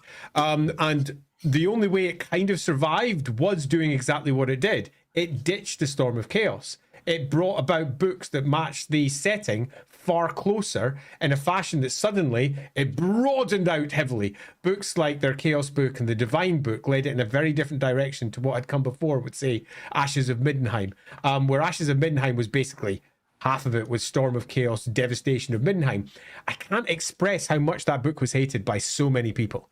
And poor Graham Davis was left in a very poor position where he was left defending a book that he didn't want the Storm of Chaos in it either. Left defending a book that he wasn't entirely happy with either. It was an interesting time to be around. As someone who worked on Warhammer Fantasy Roleplay 3rd edition, I could tell you about some hate. I could tell you about some hate. The Edition Wars when 3rd came out. Holy shit. Yeah. Anyway, that's outside the scope of this discussion. So. Yeah. Yeah. True fact. And Erzin, I definitely agree. I meeting Andy was the first time I really got to sit down and listen to a lot of the stories about 1st edition, and that it was sacred to a lot of people. Whereas like the first time I read anything from 1st edition, I was like, well, this is shit. Goofy. Like, this is stupid. Who would like this trash? Because I only knew 2nd edition forwards. Yeah. But yeah. Professor Shap, didn't Archeon get some lieutenants for the campaign? I remember reading stories of champions representing each of the Chaos Gods coming under his banner, White Dwarf. We'll yes! get to that. Bardet Grom. Yes, we'll get to the big five, basically the Elite Four and Bardic Crumb. But we will get around to them in just a minute. Martin Crescent, he's Valten back into the spotlight. Mornington. Donovan, off topic. Do you know who did that art of Sigmar that had the human soldiers with armor and the round shields? It's probably my favorite Sigmar art because 1, he actually has armor, and 2, it's possibly an idea of what early Empire warriors look like. I bet Andy will. I don't actually. I think that's a Kapinski. I believe that's it is as well, but I want to look at it before I say or Stefan. It's Carl or Stefan. It's one of the two. One of the Kapinskis is almost certainly the case, but I don't know. I'll look it up while you're doing the thing. Yeah. See if that guides your search. Urzin, again, thank you. The best way to create an alternative history for Warhammer is just to play the role-playing game. Your players will inevitably save or doom the world. Yeah, basically. Yes, agreed. One of the great joys of the Warhammer world. The end times never occurs unless you want it to. Yep. When you're playing with the roleplay game. Or unless you really donk up, like my group likes to do. You're trying to prevent it, but boy, are you bad at it. Relic, the end times kind of proved to me that chaos isn't inevitable. Every prophecy in half the Order factions had to be ignored. The other half had to shoot their own foot in order for chaos to succeed. So there's truth to what you're saying, but I don't want to necessarily hang that on the idea that, that's the truth of the setting. I would say that's more of the end time stumbling over itself, trying to wrap up 35 years worth of lore in 2 years, which is impossible. And boy, it felt impossible. It was Kapinski. Oh, there you go. Woo! Well done. Nicely done, Ross. Nicely done. Good. Yep. There we go. Blaza, good day from Australia. Good timing. From last episode, quick question. Which powerful ancient woman could manipulate you / the world more? Marathi or Neferata? Marathi. All right, gentlemen, calm down. I mean, I want to say Neferata. Marathi. Yeah, I would say when you're dealing with like global stuff, Marathi takes it by storm. She's at the very least, she's a seer. She sees it all coming. Neferata is just really, really good at what she does. She couldn't even get her whole family on board. So, I would say for me personally, I would probably fall for the very stupid trick of thinking Marathi is so dangerous, I'm not paying enough attention to the literal parasite. That's gonna get me bad. So I would probably get got by Neferata, but it's because I would be overly worried about Marathi, probably. Marathi. It's Marathi. He's Marathi. Lying. It's Marathi. Yeah. I mean, he can say that all he wants. He knows he's lying in his heart. He's just trying to be balanced. He's trying to do that thing they're that being they do. gentlemen. They're being gentlemen. The vampires would get me, man. Necromancer Cobalt, in terms of overall quality of beta versions of canon changing events. Oh, I see what you're saying. So in terms of an experiment of changing the setting, with both of the experiments ultimately kind of failing, but then leading to a big change, do you think the Storm of Chaos or the Eye of Terror campaign handled the situation better?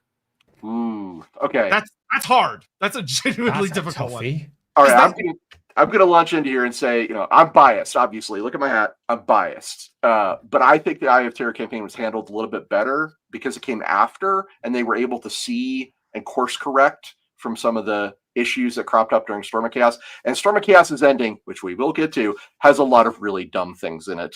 That Eye of Terror didn't quite achieve that level of dumb. That's in my opinion.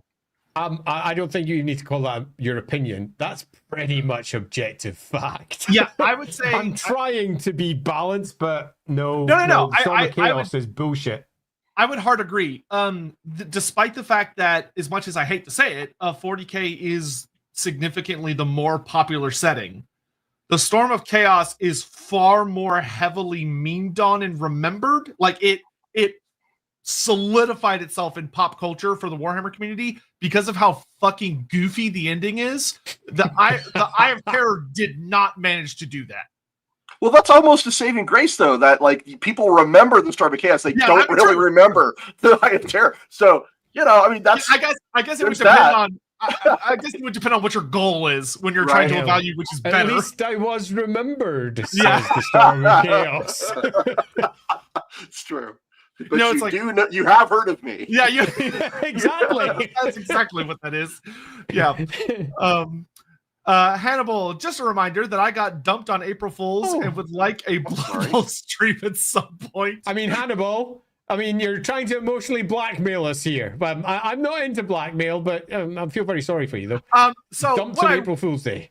What I will say is an April Fool's stream on Blood Bowl is not a terrible idea. We might do it. You know what? It's not. We're going to have to do it at some point. Yeah, I don't know if I'm going to remember that once we're at April Fool's, because that you have to remind us again, Hannibal. Yeah, so I don't know, come back around then. Cole Patterson, what would y'all do with the character of Valten? I see a lot of interest in his character. I suspect just because his final form mini looks sick. It does. He has a gorgeous mini set, to be honest. Yeah, I got to be honest. I mean, you can see my subtitle, Valten Stan. I think he's one of the coolest characters, and he got kind of wasted, unfortunately, in my opinion. I felt like he had a lot of potential that was untapped. I really liked him. Yeah, Valten was the almost the reimagining of the Warhammer Fantasy Roleplay 1 story of what happened with Heinrich Tobringer. And that got changed. Is that Boris's father? Boris's son. Okay. And he was, in the original setting, Sigmar Reborn. He just was.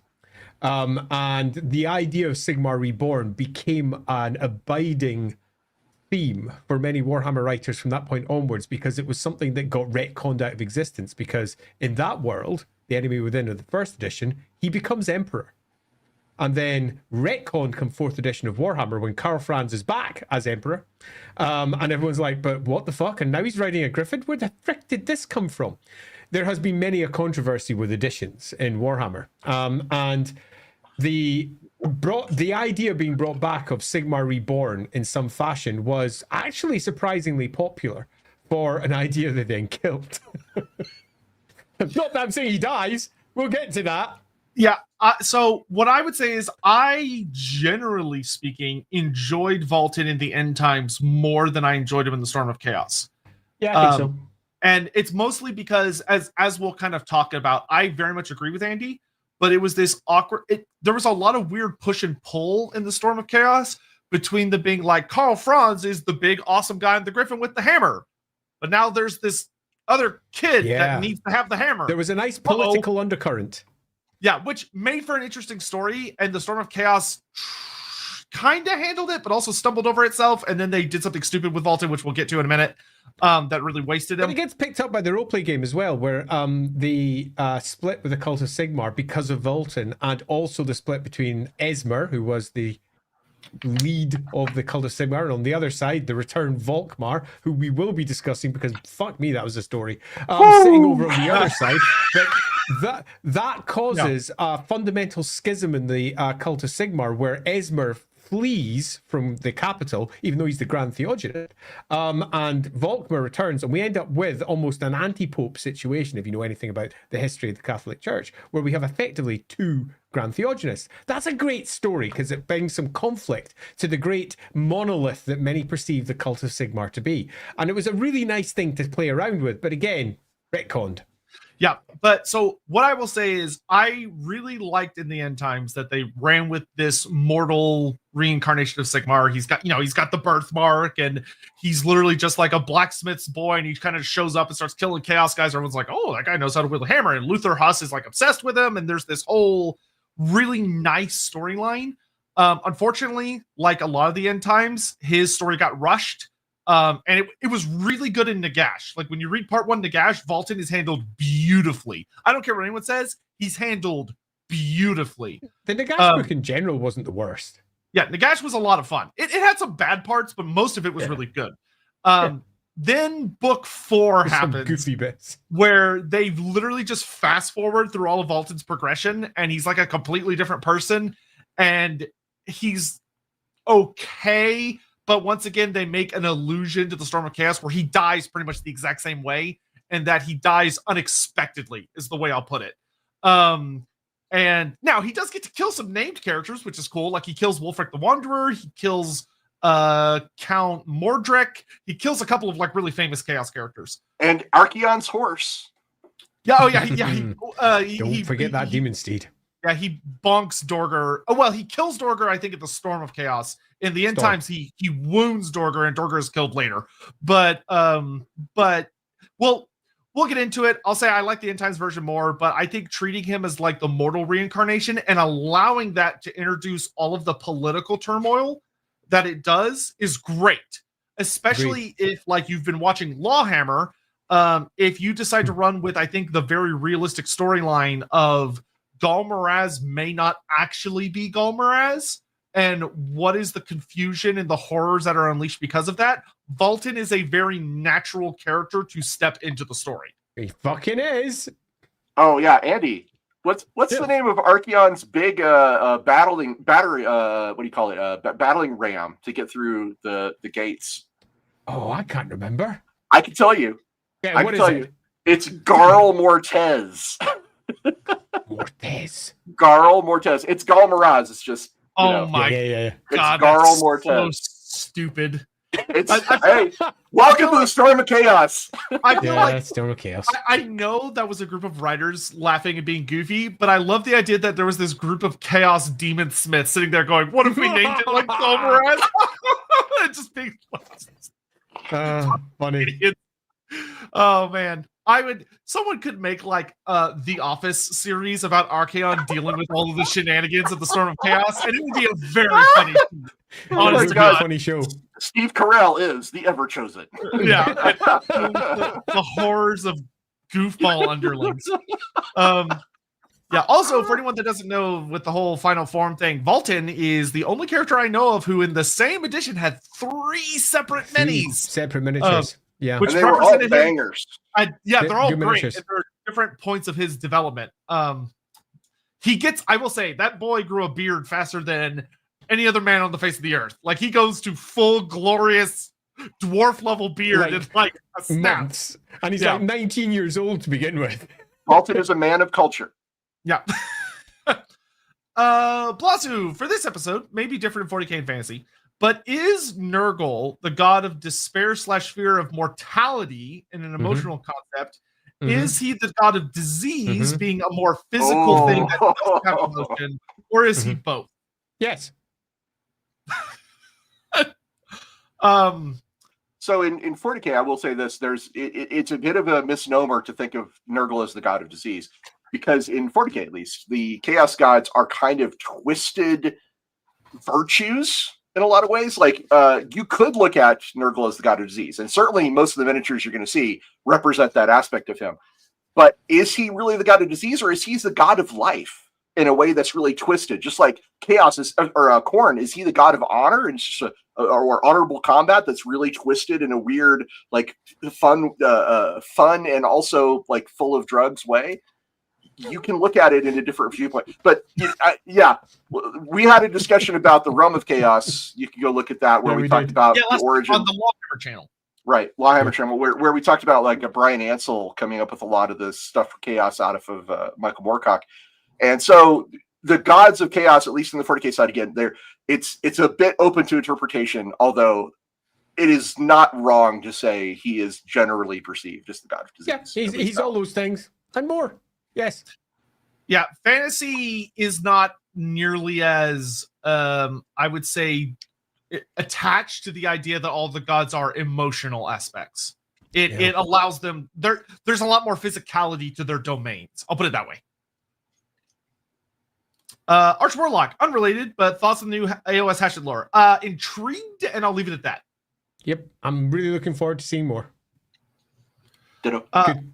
Hannibal, it's nuts how well Nathan Long emulates Will's writing style for Ghost Trick Felix. Without knowing it was a different author, a lot of people wouldn't be able to tell the difference. Yeah, it's got a different tone, I think. I spoke to Nathan about this exactly, not at the time, because when he was writing them, he and I were talking a lot. And it was one of his goals. He sat down and he had a good think about how he could best continue on the legacy of Gotrek and Felix in a way that would not disappoint the fans. So it was a core design choice, if you will, although we don't often think of design as a core component of writing fiction, but it was a design choice. He modulated his language to best replicate, but not be constrained by what came before. He had his own voice and he had his own authorial intent, and he went in different directions. And I think Nathan's stories are different. They're different. They've got a different direction, a different tone, a different feel. But I do think they're still Gotrek and Felix stories in a way that he should be pretty proud of. Because you're right, a lot of people didn't notice. Yeah, I didn't growing up. It wasn't until later, because I've never been someone that like easily identifies work based on like creator per se. So like I'm not good at remembering actors or directors or authors. Like those names have or composers when I was a music major, which that caused so many fun problems. Like I'm just not good at remembering. My brain just absorbed that kind of information well. So for me, I didn't even realize Gotrek and Felix, the main story, had switched authors until way later. Donovan, speaking of Black Library, having now played with the Blue Scribes in Total War, I feel like there could be a great buddy comedy story with them. Broken up by the internal, eloquent, but detached, less depressed monologue of their disc of Zeech. Yes, 100% there could. Pitch that one. That's a story to pitch. Yeah. Donovan, there won't be power creep. Honest. Creative Assembly, GW, or a match made in the ether. Yeah, I mean, I think it's a problem that honestly, I think it's a thing that creatives that make any kind of system like that are prone to fall into, because I don't think it's necessarily the intent of like, oh, we want to make this deliberately stronger, as much as, well, we've already done that. How can we make this more exciting and continue to iterate on what we've already made? Which unfortunately often translates to, because you have more goodies and more features, you're more powerful. So I think it comes from a good place, but it does happen. Sell more of the most recent mini. It's a good place. Well, yeah, GW is a different beast, but yeah. Geiger wins. Okay, this will be the last one before we get back to chat. Recently have to get back eventually. Recently read up to Zombie Slayer. Was really looking forward to Gotrek, Felix, Cat, and Snorri adventuring their way back to Kadak and Thrin. Was very disappointed when they seemingly abandoned that storyline. End times happened. The end times gone the way. Nathan got like hard turned into, you need to write the last two books. Which, man, I would. He didn't write the last two books. It was David Geimer, wasn't it? Oh, right, Geimer. Yeah, Geimer wrote the last two books. But yeah, they basically canceled the series and hard pivoted it into, which I would have hated to have been Geimer in that moment. I cannot imagine more terrifying words than being told, you need to wrap up the most beloved fantasy series of all time. That one's going in the book. Yeah. Book of Grudges. Yep. And I'll say, Geimer did a great job. Like, of all the End Times books, the two Gotrek and Felix ones were good. Like, they were good books. Genuinely good books. In comparison to many of the End Time stuff where you were just left, yep, there's a bunch of events that you've strung together and they've sort of happened. They actually felt like they were trying to tell a story. Yeah. So, Storm of Chaos. Where are you going to start? Because we're going to have to actually start somewhere. Let's start with Volkmar. Yeah, that's actually a really funny place to start.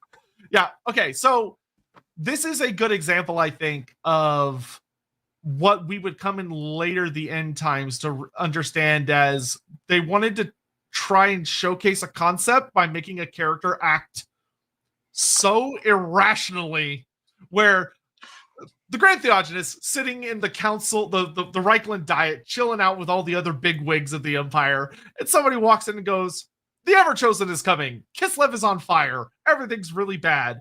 What do we do? And Karl Franz is like, we should gather the armies and consolidate and do defensive things like Sigmar would suggest. And the Grand Theogenes of Sigmar goes, nah, fuck that. I'm going to roll out on my Pope mobile and I'm going to go kick his ass. This was hilarious at the time because the 6th edition Storm of Chaos book actually spends time describing the cult of Ulrich as the impetuous, tormented attacking force, and the cult of Sigmar as the defensive force. And Volkmar as almost the perfect representative of the cult of Sigmar. And what's his first act? Roll out!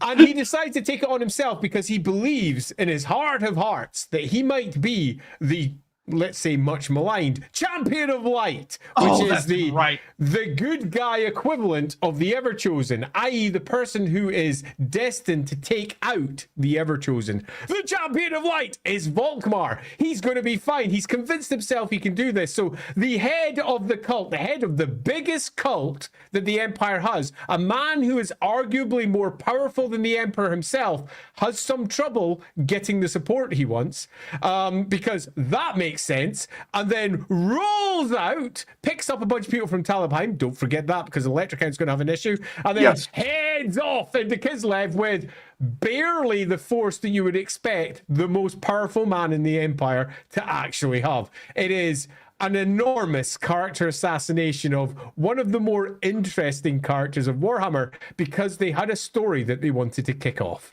Yeah, Volkmar believes he's the chosen one. And he says, bring me the finest militia and flagellants from across the land.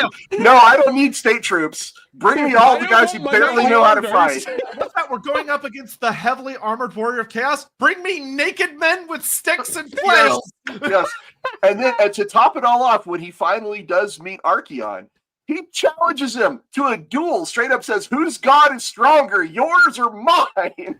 The answer was his. Yeah.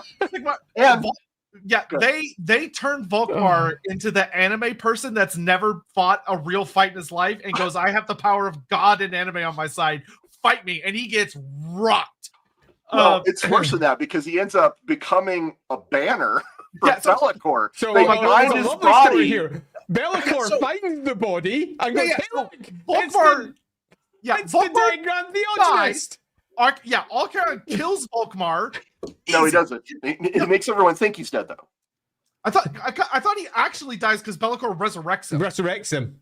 Yeah, he resurrects him. There's an entire subplot in the second edition game where there are literal necromancers who believe that he has suffered necromancy. That's the unreliable narrator. Did he die? Maybe, maybe not. We know that he went down, and the next time we saw him, he was on the banner. Yeah, and he was declared dead in the Empire. Yes, he was declared dead. Yeah, that's fair. Which is why we get ourselves a second Grand Theogenist. Yeah, there is a very funny thing though that while Volkmar was character assassinated by doing something very stupid, I will give full props to the writers that Be'lakor did an actually Be'lakor level stupid thing by taking a literal beacon of one of the few things that can hurt him and all of the demons and being like, I'm going to put that in the middle of my demonic army. Surely nothing bad will come of this later. There's no way this could blow back on me. It was definitely a choice. Yeah. That's already our Grand Theogen is dead up in the north. The Electrocount of Talabheim has vanished. Helmut Feuerbach is a relatively unknown but also sort of famous figure because he's one of those rare Sigmarites that you find inside Talabheim. Talabheim generally holds Tal, the god of the wild, in central focus, but not Helmut. He very much was a Sigmarite, and when the Grand Theogenist waltzed by with his shit army, he goes, "You've got a shit army," and he's like, "What are you talking about? I've got the best naked guys." And he's like, "No, you've got a shit army. Let me come along with my big red shield Templars and we can help you out. It's going to be grand." They go flying up north and it wasn't grand. The Electrocount goes missing. This is the beginning of the Storm of Chaos. Everything's got fucked up and the Grand Theogenist is dead, so it's time to elect a new one, and they do. And the person that they elect in Volkmar's place is scheming, insidious Esmer, and I'm using those words. Baron Johann, indeed. And Esmer is, in comparison to Volkmar, almost diametrically different. What they don't really discuss is the fact that all of the trappings of the Grand Theogenist have gone north and have been taken by Chaos, because that's what's happened. But let's not discuss that too much, because the new Grand Theogenist down in Altdorf is fine. He's a guy, and they're going to sort out these Chaos chappies up in the north. No problems where Volkmar failed. The War Altar, specifically blessed by Magnus, gone. The Jade Griffin, gone. Staff of gone. But don't worry about it. It's fine. Don't worry about it. It didn't actually happen. Hmm. Yeah. So amidst this, there are some other kind of interesting elements of kind of like this early stage of the story. One of the things that I don't think was a bad story necessarily, but was an interesting choice. And I think this is one of those like, oh, well, we're trying to keep our options open for where the setting goes, is that unlike the end times, Kislev is not destroyed. It's more surrounded, where Archaon.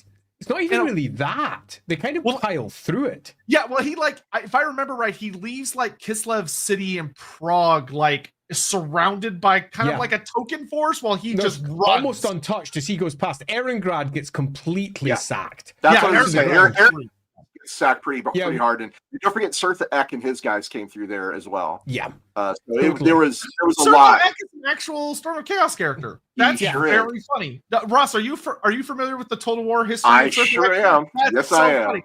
Okay, I thought CA made him up. I didn't realize that he was Storm of Chaos. Yeah, that's where he comes from. And people fucking hated him in Warhammer 1.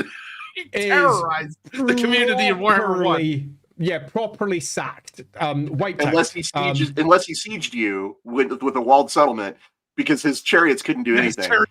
Yeah. Sorry, go ahead, Andy. So Erengrad is completely sacked and wiped out, and this leaves the old world with an incoming problem. Archaon is not doing what everybody expects your average Chaos Force to do. He is moving with a purpose towards one place, and this attack is swift. It's moving with a horrible pace down towards the Middle Mountains, and they have to come up with a response to the horror that is incoming. And there is multiple spearheads moving in towards the old world from different directions, each one of them led by a different champion of chaos, because let's be honest, if you put them all in the same room, they're going to kill each other. Archaon might be sitting there saying, I'm Archaon, I'll keep peace. He doesn't. He splits them up because that's the best way of dealing with them, and they all come in from different angles. But Archaon himself has got one goal, and that's to directly take Middenheim, because for reasons up to this point completely unknown, Middenheim is enormously important in a way that it never had been previously, and was in this case because we had Middenheim City of the White Wolf as a book, and it's a place that everybody knew. So again, I can speak a little bit to this from inside baseball, being there at the time. And my understanding was that there was this, the Flame of Ulrich. The Flame of Ulrich? The Flame of Ulrich was kind of, it's this supernatural fire. Well, Andy can describe it. He's the expert on this far more than I am. Anyway, there's this thing called the Flame of Ulrich in Middenheim, and it's a really interesting and pretty vulgar, I guess I would say, display of divine power. To which Archaon is drawn because he likes, things that give him power. And my understanding is that the focus on Middenheim was partially because, hey, lore-wise, we've got the Flame of Ulrich there, but also because the campaign of people playing and their results made it obvious that Middenheim was going to be the as far as chaos was really going to get, quote unquote, with as far as like any kind of fidelity to the results. Yeah, that's it's really interesting too, because for a lot of, I think, layman fans thinking of like the Archaon versus Sigmar storyline, I think a lot of people would expect like, oh, Altdorf, like he's going to go to Altdorf, obviously, instead Middenheim. Just pivot to Middenheim, which of course the end times would recycle but add to. To try and add a little more of like, okay, well, why Middenheim? But one of the things so Andy did mention that we had all of the various Chaos Champions, which set up a lot of the early storylines and started introducing more factions, because the Chaos Champions were attacking from like a bunch of different directions. So you had like Vardek Krom went through like, I think it was High Pass. High Pass. Yeah, so he goes through High Pass. You have a different, I can't remember which one, but one of the champions goes lower and tries to come through Sylvania, which does not go well for him. Another one came down, I think when Archaon, because I think Archaon went, did Archaon go, because I know he goes to Brass Key. He goes in through Ostland, across Furlangen, and then from Furlangen through the Middle Mountains. And then basically just goes, surprise Archaon, as they arrive in Middenheim. Yeah, I think another one of his lieutenants go down underneath. Be'lakor came in with the Northern Force as well. Yeah, so Chaos is kind of all over the place. And then one of the things they did with the Storm of Chaos that I loved growing up was that and the thing that I think really separated it from a lot of the other campaigns was that instead of just ending it of like, okay, the Empire's on fire and here's the ways you're going to contribute, is then once you get past the kind of the main Empire setup, like the prologue to what's about to go down in your Storm of Chaos book, it introduces what's going on globally, where this is a worldwide war. So you get this note of that, okay, well, Malekith is about to set up for another Ulthuan invasion. He makes a pact with the ruinous powers, in fact. Yep. Yeah, and Marathi goes full on, I'm going to invade Lustria. This is where we get the Anointed of Slaanesh and the Cult of Slaanesh. I love the Anointed of Slaanesh to this day. Bloody marvelous. Yeah, the Cult of Pleasure is such a fucking cool roster of just mixing Slaanesh with elves instead of like the constant like, oh well, the elves are terrified of Slaanesh and Marathi's like, nah, I will put a leash on that Slaanesh dog and I will walk it to Lustria. With her whole thing being that she's gonna sacrifice the soul of a Slann to Slaanesh as part of this great bargain. And it gave the Lisbon players something to actually do, is that we were under attack. This story actually gets, interestingly, this is one of the few stories that survived the retcon of the Storm of Chaos, because Marathi had a partner who, not partner as in, well, probably sexual partner, but she had a ally who was leading the Chaos Force called Vashnar the Tormentor, who is this big bad Chaos Lord of Slaanesh that rode a dragon and was super spooky. And he ends up coming down, and there's this huge war of the Lizardmen defending themselves against Chaos, which for the Lizardmen fans like myself was so exciting because we got to fucking do something. We got to participate, which normally was not the case in a lot of Games Workshop storylines. And that storyline ended up actually surviving because it just gave something the Lizardmen something they to do. use it again. Yeah, they totally do. I think Ryan, you were saying that you were spamming. Oh, you were part of a group that was spamming results. I was making absolutely sure those elves got what was coming to them. And that they ended up, the 7th edition actually did a beautiful job of taking the Siege of Heshwaddle and turning it into I think like a 6-page spread storyline. Yeah, that's just super awesome. nice. It is such a good story, and it's pulled from the Storm of Chaos. It just doesn't have Marathi in it, but it does have Dark Elves. It's got Dark Elves teaming up with the Champions of Slaanesh, and it's got Chaos Dwarves with the Hell Cannons, and it's a whole big crazy storyline.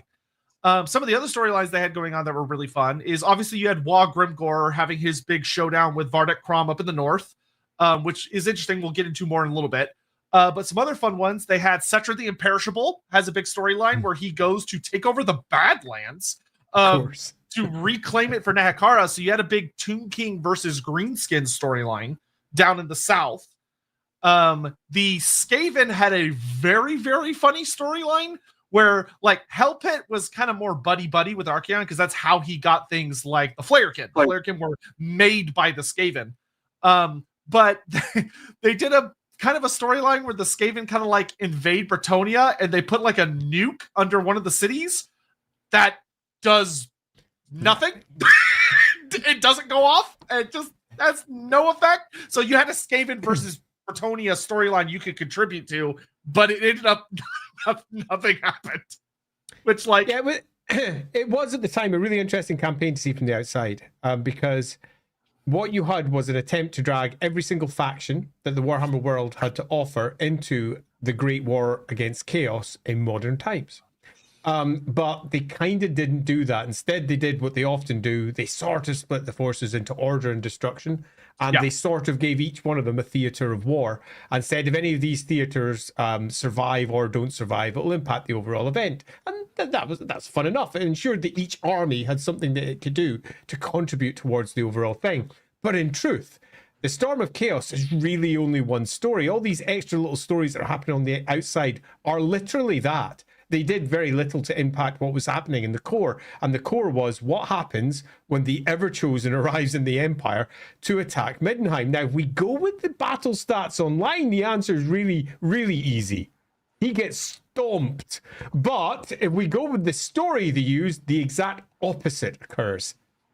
Well, Chaos does have setbacks. I mean, let's be clear. They did try to represent some of this with. They almost did this, but then they got pushed back. Well, but it's important to point out, though, that what really the big thing that happens next is the Council of Light, right? Which the Council of Light. Yeah. So story-wise, Council of Light. Yeah, story-wise. So all of the setup happens of like everyone's fighting everyone. You got like the dwarves are doing stuff. The wood elves are fighting the beastmen in the secret war in the woods and all this other crap.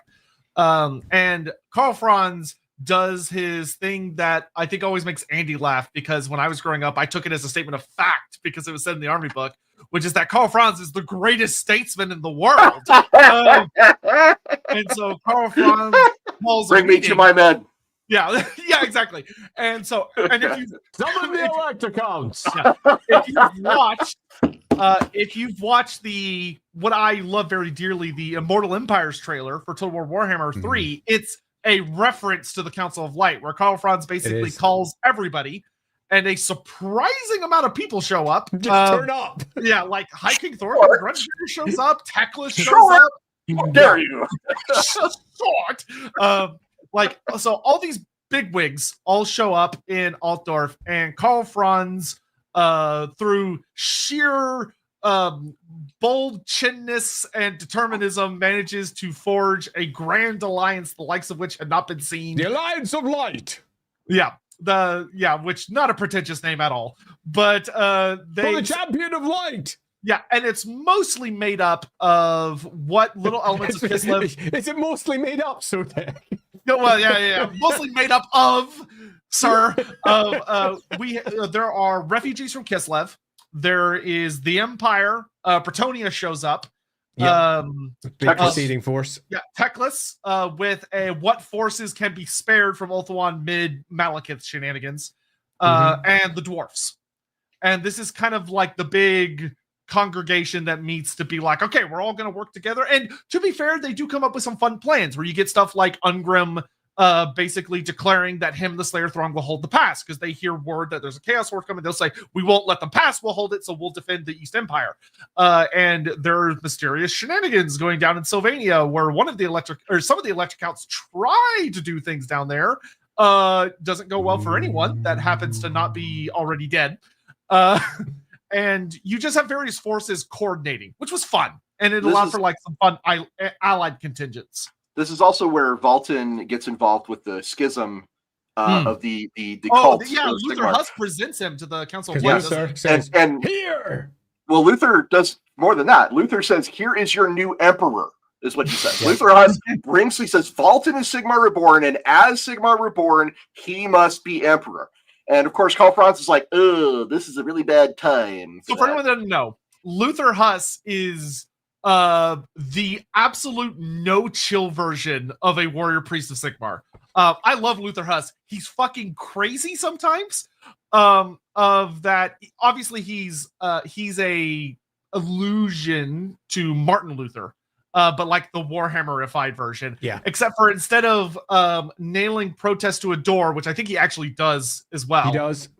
He also goes around killing people with his hammer that he thinks are corrupt. And most of the time he appears to be right, if you believe the kind of sunny side up version of the army book, that he's never made a mistake and he only kills bad people, but he kills a shitload of people. So the Emperor's like, okay, yes, Valten is awesome. He is great. He is Sigmar Reborn. I will, and to acknowledge the fact that he's Sigmar Reborn, and this is actually kind of a really smooth political move from Karl Franz. He separates the idea of the chosen of Sigmar as Emperor from the Emperor. He's like, as Emperor, I will support you. And here is the way I do this. I will give you my symbol of authority, Gal Maraz, and my hammer. And the dwarves are like, cool, we'll make him a suit of armor. And the elves are like, he can have one of our steeds, our finest elven steeds. Yes, I believe it's the son of Tyrion's horse. Yeah, the son of Mithradir, right? I think. Yeah, and the suit of armor is the original armor that Sigmar had crafted for him by the dwarfs. So it was Sigmar's literal armor that was given to him. Valten gets a huge blow up. Yeah, it is. And the miniature glow up. And they march as a group to relieve Indeed. March to relieve Middenheim, which by this point is pretty much besieged. They have done the entire run all the way through into the Empire and wrapped themselves around Middenheim. And they're already making their way up. Yeah, I want to say the Storm of Chaos only takes place over like a year. It's less than a year. It's Yeah, just months. It's really short. Okay, so the Archeon literally does a beeline straight for Middenheim and shocks everyone. While the rest of the forces are fighting elsewhere, Archeon just pelts for Middenheim and comes surprise Archeon out of the Middle Mountains and surrounds Middenheim as a course, as the city. And Middenheim is screwed because they've got greater demons, they've got all manner of awfulness coming against them. And whilst the city, if you don't know much about it, sitting on the great pile of rock, is particularly defensible. And has big, huge causeways that lead up to the main gates, and they all got collapsed. So they were basically an island trying to hold off against all the impending Chaos forces. And that is what Karl Franz and his buddy, Sigmar Reborn, went off to try and relieve, along with Esmer. I should point out that the importance of Middenheim is also reflected in, at the time, there was a Dan Abnett novel that had just come out and a whole new range of miniatures. This was, I believe, Games Workshop attempting to redefine Middenheim in their IP in a lot of ways. And that's maybe another reason why it was centered so heavily. Yeah, maybe. It was the troops that were offered by the Storm of Chaos book were genuinely a complete sea change for the Empire army. Because up to that point, it would have been easy to believe that only Sigmar was worshipped in the Empire, because all the way from 4th edition into 6th, they didn't really discuss the other gods at all, to the point that they weren't just supernumerary, they were almost gone. And there was discussions, particularly amongst the roleplay crowd, that Warhammer had lost its polytheistic roots and that they were very much driving the Empire towards very much a monotheistic group with Sigmar sitting at the top. And when they went, yeah, no, actually, Ulrich, everything you know about Middenheim from the old army book, yeah, we're even using their map. We're going wild. We're bringing it all back in. And here's a whole bunch of Ulrican troops. We're putting in new ranks like Free Ulrich, and this is what it does. We've got a whole bunch of new troop types. We've got the Tudorian Guard coming in. We've got loads of cool freaking wolf stuff. Let's go wild. Woo! Yeah. And that was awesome. And then that was left to defend the walls around Middenheim, and the dichotomy of, on one side, the Ulricans who wanted to charge being on the defensive, and the Sigmarites piling in, going up to Middenheim first, Talabheim first, and then up the old forest road towards Middenheim to relieve the great siege there. They're almost the attacking force. It was a nice flip of the standard use that the 6th edition version of Sigmar and Ulrich was presenting. That was quite nice, because they were showing the potential conflicts there. Yeah, one of the things that I think also reinforces what Ross was saying is that, like, looking at the actual book, Middenheim had by far the most actually purchasable minis. Oh yeah, they had a complete range. Yeah, the vast majority of the other, like even Chaos, only got one new. And we didn't get any anointed. The vast majority of stuff in here is kit bashes. I played the sea army, the sea elf army, the Sea Patrol. The Sea Patrol. I played the High Elf Sea Patrol, and I had to build everything. I hated those fuckers. Listen, if you look at White Dwarf, go ahead. That shooting phase before the game started, fuck that. I hated that shit so much. It was awful. A lot of, so not as bad as the Slayer army, but it was awful. What's wrong with an axe chucker? But I will say this. I think I was the first person in the studio to build a merworm. Cool. I think it's White Dwarf 300 has got my merworm model in it. I can't remember. They're one of the White Dwarfs that's got my original merworm. And if you look at the merworm that they eventually made, there's some similarities. I was like, Yeah, it's funny how that's become such like a staple in a lot of people's minds for high elves. Is the merworm is like it's as intrinsic to elves as dragons are in a lot of people's current consciousness. Crazy. From my perspective, I'm like, really? That's intrinsic? But it totally is now. Yeah. All right, we're going to get caught up on a bunch of Super Chat stuff, and then we're going to start talking about, now that we've done a lot of the setup, we're going to talk about how the big battle goes down. And whoo, boy. There are choices that get made, which are really interesting. Morton Crescent, what was the worst wrap up? The End Times or Season 8 of Game of Thrones? I would say Game of Thrones by a billion miles, because at least people still talk fondly about everything that came before for Warhammer, whereas Game of Thrones just seemingly vanished from like the public consciousness because it was that bad. How do you kill a staple of pop culture? Yeah. Murder. Like that. Yeah, I remember watching the various apologies for the last season from some people I deeply respect for their storytelling capabilities. And they're like, no, this is great. And I was like, it really isn't. You are wrong. I'm not going to tell you that you're wrong to your face, but seriously, you are wrong. A very famous Black Library author tried to convince me otherwise in that front. Nope, you're wrong. It was bad. Yeah, it was. Yeah. Yep. We'll just leave it at that. It was bad. Dumbman, thanks for the artist. Also, you mentioned the 18-year gap between first and second edition Wolfrup. It is interesting that the gap between editions seems to have shortened both on the TTRPG and the core rulebook side of things for Fantasy and 40K. Is there any reason for this? Yeah, first edition actually is 2 editions. It's not 1. You've got the first edition that came from Games Workshop and then moved to Flame Publications, where Graham was running that. Then it moved over to Hogshead. And Hogshead, instead of creating a new edition, just recreated first edition, reprinted the books that were already there, and they added a few more extra on top. Not very many. James didn't do that much, but he added some extra that was really cool. So in many respects, first edition had 2 goes, 2 stabs, 2 bites of the pudding, if you will. And then there was the dead time where it just trailed off into nothing, and then got picked up again about 2005 for the second edition. And yeah, then it picked up speed a little bit, I'd agree. But if you include that as in a different edition, there's not that much of a difference between each one of the editions as you move through. On the 40K side, I can only say that there wasn't any edition at all until 2008. Yeah. And that was the very first time. That was the very first time we had a 40K role-playing game, an official one, which was Dark Heresy. And yeah, I came in after the initial batch of those books were made, and then rode that horse for several years. Yeah, you did that. I was there with the initial batch.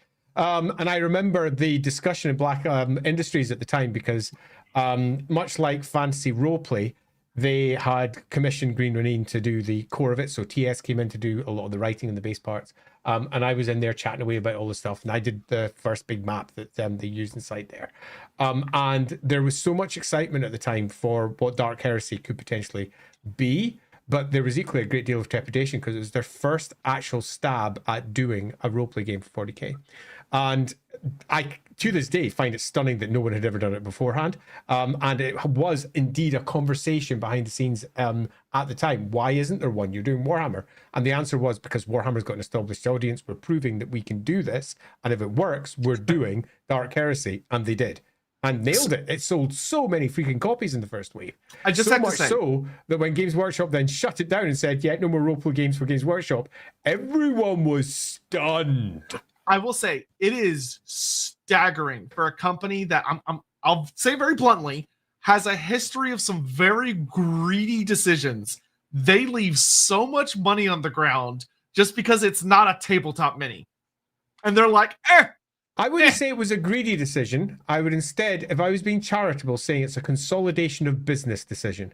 I'm saying it's not greedy. Like it, instead of doing the things you would expect them and want them to do, they just go, it's not really what we want to do. And it's like, guys, you're right. Sorry, I misunderstood you there. Because Dark Heresy, it made so much money in its very first month. And to the point that I remember at the time going, oh, wow. And it did something that was previously considered to be almost impossible. And that was it had 40K and a sci-fi game potentially outselling the fantasy game. It didn't, but it was super fucking close. Well, you guys are being very generous about this. I do, as like the guy for that edition, I'm very, very grateful that you guys are interested in it. But as a guest on this show, I would be remiss if I didn't say, hey, we should probably go back to talking about Star of Chaos. That's what we needed. I will say, Webb, maybe you're onto something, Webb. We do need more Ross. Ross, that's why I say. Let's see. Nathan, I've heard both Andy and Sotek say the Warhammer world was always, or at least since the Polo Gate, doomed to fall to chaos. Ross, do you agree that fantasy was always doomed? And do you think 40K is similarly doomed to suffer a chaos victory? Short answer, yes. Longer answer, Yes. go look at that Realm of Chaos one we did on LAWhammer. Yeah. Yeah. Yes. Scion, thank you thanks. Thank you, Scion, very much. I believe you and Andy have discussed this in an early episode about the end times, but the general opinion that was book 1 to Gash was a great beginning to the end of Warhammer Fantasy, but after that, it just became a segue into Age of Sigmar. That is my general charitable way to criticize it. I'll put it that way. That's the nice way to criticize it. There we go. Yeah. It started strong and got weaker. There we go. Blaza, cheers, guys. Hard to get questions live from Australia. Well, thank you for making the time to come hang out with us. We appreciate it. And you can always come onto our Discords and ask questions. We're usually haunting around there. So like you don't have to necessarily make a live show, though we appreciate when you do. Dynaman, obviously Tamarcon was introduced post Storm of Chaos, but could it happen in that alternative timeline? Yeah, sure. You can. Yeah, absolutely. 150%. Indeed, it could even be part of the same invasion if you wish to do so. Although Tamarcon officially takes place over a decade earlier, in many respects, it's not recognized by the Storm of Chaos because Chaos is a surprise. So you could very easily conflate the two with no difficulty. Well, there's an interesting connection because Storm of Chaos was the first time that Chaos Dwarfs had come back into the setting in a very long time. With Hell Cannon specifically. So Tamarcon coming later, I don't remember how many years later, but later, was also a resuscitation of the Chaos Dwarf line. Yeah, I was 10 years later. So they're connected by their desire to bring back the Chorfs into the setting. Yeah, actually, honestly, in some ways, you could argue that Tamarcon is almost kind of a more faithful retelling of the Storm of Chaos in that it's a big Chaos invasion where Chaos ultimately loses. Against the Empire, but it does loses in some good ways rather than bad ways. Yeah, Tamarcon's such a good story. It's a good book. I think that's Alan Bly, who it is. He was an amazing writer. I would have killed to have gotten Tim to come on the show and like talk about the unpublished books because apparently there was a fair amount done, but sadly he's no longer with us. Godric the Grafted. Last question. Do you think the Dragon Emperor purposely had a child attuned to each lore with the idea of making them all incarnates in the end times? That's a fun theory. I don't know, but that's a fun theory. It's a good one, Godric, and one I have already considered more than once. Yeah, also there's clearly a story there. Yeah, especially because it would open a lot of really kind of concerning questions about that 9th kiddo of his. And also makes him seem like a real asshole of a parent. Yeah, which I think is good for Warhammer. So yeah. Still not as bad as the Emperor, but you know, is anyone profoundly flawed? Yeah, Donovan Volkmar. Pah, we don't need armor. Have you seen those Norscan marauders? Our naked eyes will be their naked guys. Actual Chaos Warriors. Oh no! Volkmar arrives. What have I done? Wall to wall armor. I made a huge mistake. Rocker Boy Jukebox. How would you add Cathay into the Storm of Chaos narrative? Realistically, there was a big fight in the Bastion. Job done. Yeah, it would have been like the Lustria narrative. There just would have been a huge fight over there. Totally. David, thank you very much, David. Very generous. Thank you. Morning, chaps. Storm of Chaos. Played as Vlad because he's the dad. Order 1. I beat 8 Archaons, even with their cheating 1-hit, 1-kill sword. Karstein Ring is the bitch. Total War should replicate it rather than the end times. And surprise Carnosaur. It gets you every time. The fucking surprise Carnosaur. Yeah, that Karstein Ring kicks ass. Karstein Ring is a bullshit magic item. Always has been, always will be. And Dumbo contributing to the real life pump wagon fun. It's real. I know it.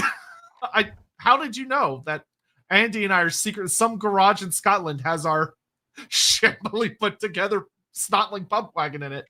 Anywho, back to the actual Storm of Chaos. So the big fight. So we get like the big showdown, the big battle that actually matters, because all of the other fights, you could get little updates on them on the website, but they weren't ever like put into print outside of that. It's a shame that the Storm of Chaos website was lost because it actually had a kick-ass amount of short stories on it. That it also had a breakdown of the entirety of the empire that they were using as their primary theatre of war. So we're looking at the south of Middenland over into Hochland and Ostland, and it had a map much like the Warhammer Old World map has today, with locations you could click on that had a good, decent description. So you could go into the Drakval Deeps, for example, and take a look at, say, the Saturnine Tower and exactly what it was. All that has been largely lost. When I, earlier on in the stream, asked, when I said I asked Gav, do you still have access to that? Because I don't have notes about all those bits, and I wouldn't mind being able to resurrect some of those details. He was like, yeah, no, it was all lost when the website went down. And I was like, balls. There was almost daily narrative updates about what was happening, and that is a real shame that that's all lost. It is. Yeah, it's one of those things where, like, it would be so nice if there was someone that's a genius with, like, the Wayback Machine or Internet Archives and stuff like that, managed to somehow dig it up. Let me just put, it did not.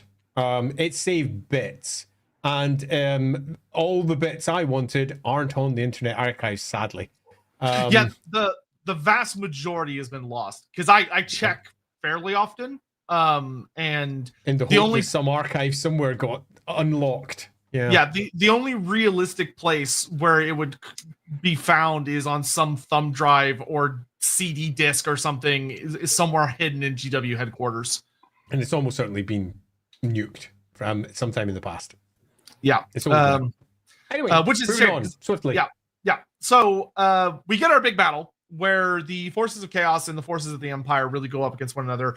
And despite the fact that you kind of had like the whole Council of Light and all that jazz, it's more of like a almost pure empire versus chaos showdown. It is. As I mentioned earlier, all these other things are happening around the rest of the world sort of didn't matter. Yeah. All that really mattered was what's happening in Middenheim. Yeah, Teclis is the only allied force that really shows up for the good guys. Does some important shit. He does. Like, he does some big moments. But we get this big fight where you have the Empire army slamming into Archaon's horde that's surrounding Middenheim and trying to beat them down. Meanwhile, Middenheim is really struggling, but the Flame of Ulrich is keeping them safe because it prevents demons from manifesting inside the city and some other cool things that will be brought back later in the end time storyline. Though there are some really nasty little rats moving through that big old rock they're sitting on. And Volkmar gets freed from the band. Yeah. Oh my god. You've got to have the whole fight with Volkmar. Yeah, okay. So pulls himself off the banner and pulls himself all the way back to Midnight. We'll start with the dumbest part first, which is that as Karl Franz and all of his buddies and Valten and everyone roll up on Archaon, they see in the distance Be'lakor taunting them with his big old stupid Volkmar banner. Surprise, Volkmar! Yeah, and Volkmar, and thinking like, oh, it'll despair them because we have the Grand Theogenes, which, fair. That's a reasonable tactic. He's been turned into the Great Standard of Chaos, and fucking Volkmar just goes, oh, wait, real shit time! And just like bolts himself off the banner. Yeah, beast mode. He shatters the chains and starts flailing his chains around him, killing chaos warriors and demons. And all the good guys are like, "Get to Volkmar!" And you're like, "Volk, what was this earlier? Why didn't you just like whip Archaon to death? Where did this come from?" It comes out of fucking left field. It is the most bizarre moment of the whole thing. I don't care about anything else we talk about later. It's bizarre. I will challenge you on the most bizarre thing, but yeah. We have the Manfred situation. We've got Grim going to come yet. So anyway, there's some stuff yet. The big fight Ungrim. Ungrim. So, oh god, yeah. Oh, sorry, Garagrim. I'm sorry, Garagrim. Garagrim. Oh, Garagrim. So we have this. The big battle's breaking out. And you have a lot of different, it's a huge army clashing. There's you got the really, this doesn't actually have the full piece. This is just a part of it because this is Valten fighting Archaon. But there's inside. That's another Kapinski. It's a double page spread where you get to see Middenheim and you get to see the big conflict between the two of them. Is that a recall?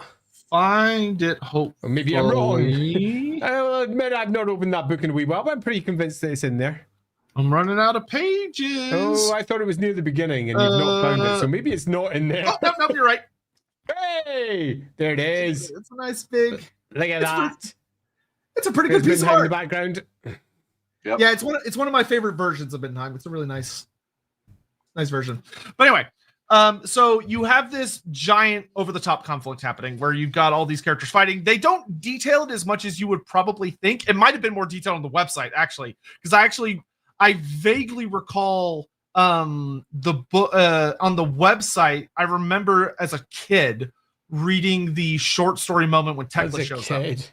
I mean, I don't know what you want to tell you. This is what, 2004, 21 years ago. Yeah. That's when my daughter was born, my first one. There we go. Well, okay. That I can't make you feel that old that you did that yourself. But balls. I remember you could like the short stories were genuinely so fun because I remember when Tekla shows up in the short story. I was 2. Jesus. So there's Ben. You were 3. Oh my god. Yeah, okay, let's just accept that a certain Ross and I are just old. Old hammer. Oh, look Old at hammer. just carrying on. Pie guy was 4. Oh, so do we have a 5 in chat? Do we have a 5? So one of the things, because one of the scenes I remember is you had the Empire slams into the big Chaos Horde, all the knights and stuff go in. Karl Franz is flying around on his griffin, doing things, wielding the Rune Fang because he doesn't have Galmaraz, so he's relying on the Reichland Rune Fang. And you have because we didn't have. I don't remember if we had. I think we still had Thyrus Gorman at this point.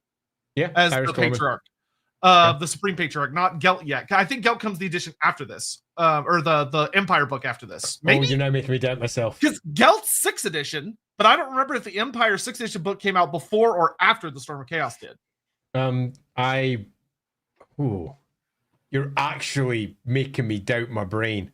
Yeah, I'm trying to remember what happened. I don't recall Gelt being in the story. Neither do I.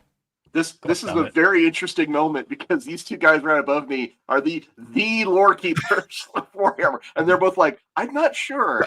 Yeah, this is like one of those needle thread. I mean, it happens every once in a while. We get things wrong. It happens, and that's okay because there's a lot of books. But this is really bugging me now. Storm of Chaos. My point is that it's got to be obscure trivia if it boggles both of you. Yeah. Anyway, because there's a Supreme Patriarch throwing magic at somebody. And I'll always remember as a kid, the thing that stuck out for me was that the scene was like they're fighting, and the fight around Middenheim is so big that there are parts of it that are kind of getting on the northern side of Middenheim that are going up into Nordland towards the ocean.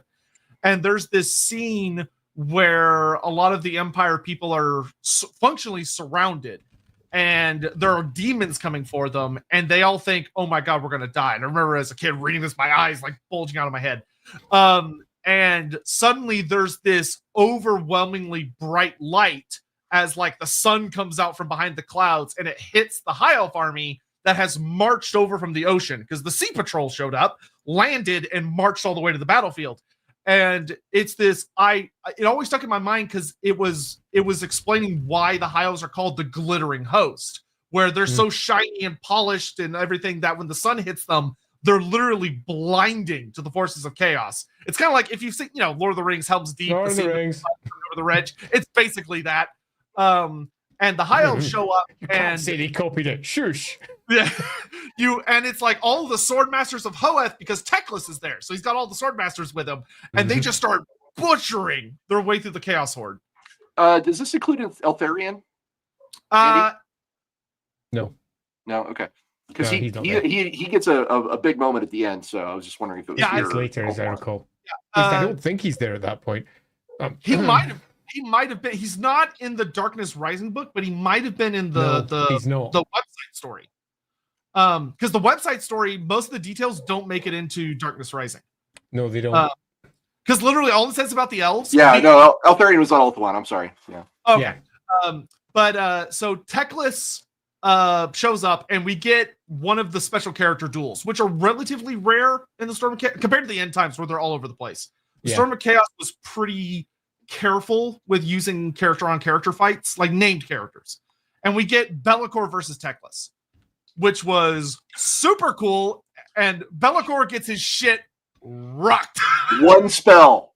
One spell. Destroys the army. Drinks the potion of Troy and goes, "Begone!" And the demons just get absolutely fucked. Just instant game over for the demons. Which as a child was delightful, though it did not make Chaos look very good, I will say that.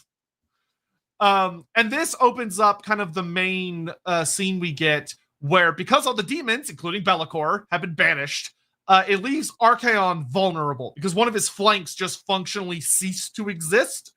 And this is where Valten, with Luther Huss and I think one or two other characters, basically run up on Archaon and try to fight him 1 versus 4.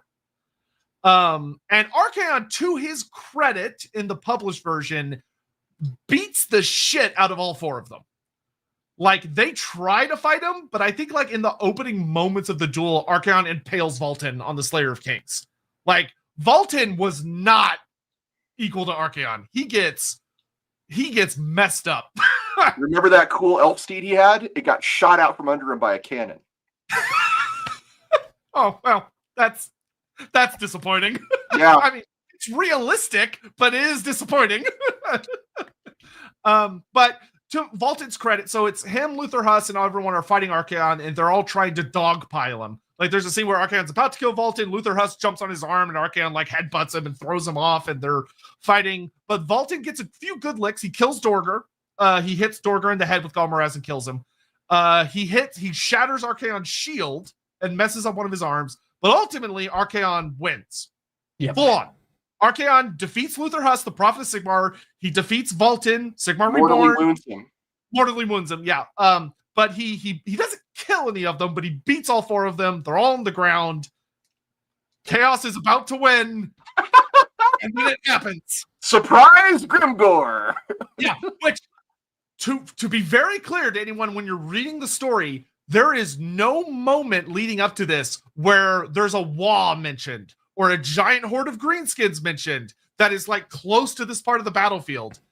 It literally just says that Archaon hears someone running up behind him, and he turns around, swinging the Slayer of Kings with all the power of the Uzul, the Bloodthirster, inside of it, and Grimgor blocks it with his axe and headbutts Archaon so hard that it dents Archaon's helmet, and he goes down.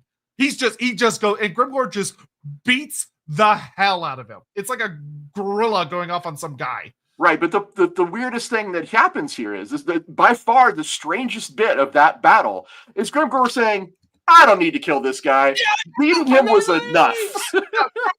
Grimgor goes, "I'm the best." Looks around. Yeah, looks around. Nobody else is standing there, so he's like, "All right," and he just pisses off. Just runs away. I'm out. I remember when oh gosh, how can I say this delicately? I remember when this was getting discussed behind the scenes, and someone said something along the lines of, "Did Gav really write this?" Because what the fuck is going on here? We went back to the website to double check. And this is over at Black Library as well. And everybody's like, yep, this is a thing that's happened. This is definitely how it went down. We can't change this. What the fuck do we do with it? So it just turned into not referencing it and saying there was a lot of greenskins in that part of the Empire post the butting.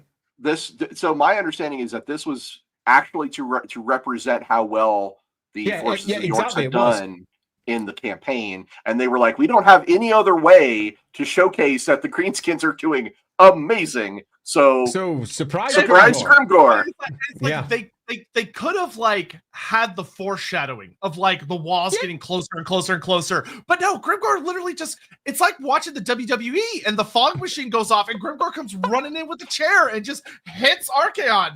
Like, and then he pelts off screen again. Yeah, and it was so bizarre. Mostly, like, honestly, I think for most people, it was the fact that Grimgor doesn't kill him that just flabbergasted everyone. If Grimgor had killed him, that would have been fine. Like, everyone would have been like, holy shit, Greenskins just killed the Everchosen. Oh my god. And instead, he runs away. The Swords of Chaos pick up Archaon and run back to Brass Keep, which also I remember reading on the forums and a lot of people talking, going, why have the Chaos Gods not spawned him? Like, he just lost. Yep, like, he's the Emperor lost. lost, and the Chaos Gods are like, eh. He got humbled. He didn't just lose, he got humbled. Yeah. And he should be dead and isn't. Spawned? No. And they just camp out up there. Yeah, and that was another thing that's another thing that we had to deal with second edition. I had to ask specifically, look, according to what we have, Archaon's currently up there. It's not that far away from Middenheim. And from what I've got, there are thousands of Chaos Warriors up there, apparently doing their thing. What do I do with that? Official reply, nothing. Move along the bus now. Okay, I will. Let's just ignore that and continue writing other things. Can we talk about Manfred? Oh, yeah. Manfred's So, coming. Yeah. So Archaon is out of the equation. Valten and most of the heroes are also down or horribly wounded. Like, so you've got Karl Franz basically meets up with Volkmar and I think one other character. And they're trying to like figure out what the hell's going on. And there's other things going around, like Kazrak the One Eye's doing shit, and Boris Todbringer's having his hate fuck relationship with Kazrak over in the woods and all that crap. But as all that's going on, the good guys realize they're still screwed because they're so heavily outnumbered by the Chaos Hordes. That even without Archaon, they're still going to lose. And then all of a sudden, all the dead start to get back up. All of the dead start standing up and start killing all of the Chaos Warriors because they're surrounded by the dead, and it's a massacre. And a lot of the Chaos Horde that survives basically runs with Archaon back up to Breskey. And all of a sudden, there's this massive, titanic undead army because Manfred, from a story perspective, did the smart thing, which is that he waited until most everybody was dead, and then he just resurrects everybody. And everyone was like, oh shit. And Manfred waltzes up and is like, hey, I'm Emperor now, and y'all should bow to me because I'm in charge. And fucking Here we go. Volkmar walks up where Manfred can see him, and he says, Manfred, we killed your dad, and we can kill you too. And Manfred goes, ooh, Fair enough. Good point. Fair enough. And leave. You know, your argument is compelling. I have an entire army. Your army's fucked. The gates have collapsed down. Your big giant that was, you know, loading that enormous cannon that was so huge that was ridiculous, he's corked it. Demons are all dead everywhere. And I'm totally in control, but, you know, as undead Grand Theogenist, you have a point. And that was, again, there was a whole story here that wasn't told that makes you go, what the fuck? And the answer is right in front of you. The answer is he recognized that the Grand Theogenist was his. Yeah, because he's undead. That would have been the great way to handle the story. And that was the story we were using behind the scenes. The schism between Volkmar and Esmer was, in fact, a schism between Manfred's pawn and the Grand Theogenist trapped down in Marienburg, Esmer. And Esmer was the true Grand Theogenist, and Volkmar was not of his own mind anymore. And that was very much the little story. And that made sense of what Manfred did. He arrived and went, oh, I've already won. I've won. I don't need to kill these people. They're mine now. So the official story. The official story. I'm so excited to hear this. The official story is that Manfred rode up there and heard the Grand Theogenist, you know, proudly proclaim, we've killed you once, we can do it again. And Manfred was like, okay, the last time that this von Karsteins assaulted a big city, which was Altdorf, the Grand Theogenist of that time, Wilhelm, threw himself off the wall with Vlad von Karstein, and both of them died. And he's like, so the official story is that Manfred was like, as soon as Volkmar is like, I will take you out. Manfred is like, okay, that literally did just happen to my dad. Yeah. So yeah, bullshit. He killed his dad. It's well known. No, he's responsible for making it happen. The thing that he was the one that allowed the bloody Felix man, the thief, to go and steal the Karstein ring. The whole thing is Manfred's fault. And then he sits there and goes, yeah, that thing that I organized, I'm afraid of that. The thing that blows my mind is during Manfred's original vampire war, when he goes to Altdorf, that great to the audience comes out and starts reading from like necromantic tomes and is like which kind is of vaguely mental, corrupted. by the way. But it starts like unbinding Manfred's army. Manfred goes, "Oh, this is a problem I need to deal with more carefully," and he retreats. They could have reused that storyline. Yeah. Instead, he's just like, "Ooh, that Volkmar guy, I don't know, Spooky. he's pretty muscular. I don't think I want to fight that guy." I marched all the way here, and I'm like, nah, I'm going home. I reckon he's just afraid of mustaches. Yeah, He maybe. just saw that mustache and he was like, I'm done. So anyway, now we're gonna do some super chats here in a second, but I think so. That is a lot of the biggest stupid moments, minus one that Ross mentioned. I'm gonna let Ross just tell that story. Oh, Garagrim. Poor Garagrim. Oh, Garagrim. Oh, no, Garagrim's story. Fucking hell. Actually, I'm happy to bring it up, but this is one of those cases where I think the maskers should probably go through it. So Garagrim Iron Fist, you may be aware of him from Total War Warhammer. He's a really kick-ass character. He's a Ungrim cool Iron Fist's character. son. He's brilliant. He's The handled, War Mourner. Yeah, the War Mourner of Kalakadrin. He's handled beautifully in Gotrek and Felix the Slayer, the Road of Skulls. He's a really cool character. He's great. A lot of people loved him. But you may be a fan of Warhammer and go, how come I've never seen this guy outside of like that one book? And the reason is that Garagrim dies, but and he achieves the Slayer Oath for him and his father. Yeah. Which, if you've seen the Ungrim episode of, or maybe that was the Slayer episode actually, I think it of was Lord the Slayer Beard, episode. Yeah. you can make into a beautiful story. The problem is how Garagrim died. So over in Kalakadrin in High Pass, they're having this big old fight with the forces of chaos. I think that was Vardek Krom's force. And it's this huge epic battle. And you may think, oh, does he go out fighting Vardek Krom or like some other named character? No. Garagrim and his cool little chain axes kills a chaos giant. And then unfortunately for Garagrim, he didn't get out of the way fast enough. And the giant fell on him and he dies. Timber! Which, from a tabletop perspective, is fucking hilarious and something that could happen on a table. From a narrative perspective, yeah, by the rules of the war game, that was entirely possible. And so we all know what his dad does after that, though. Oh yeah, which this of course it gets better.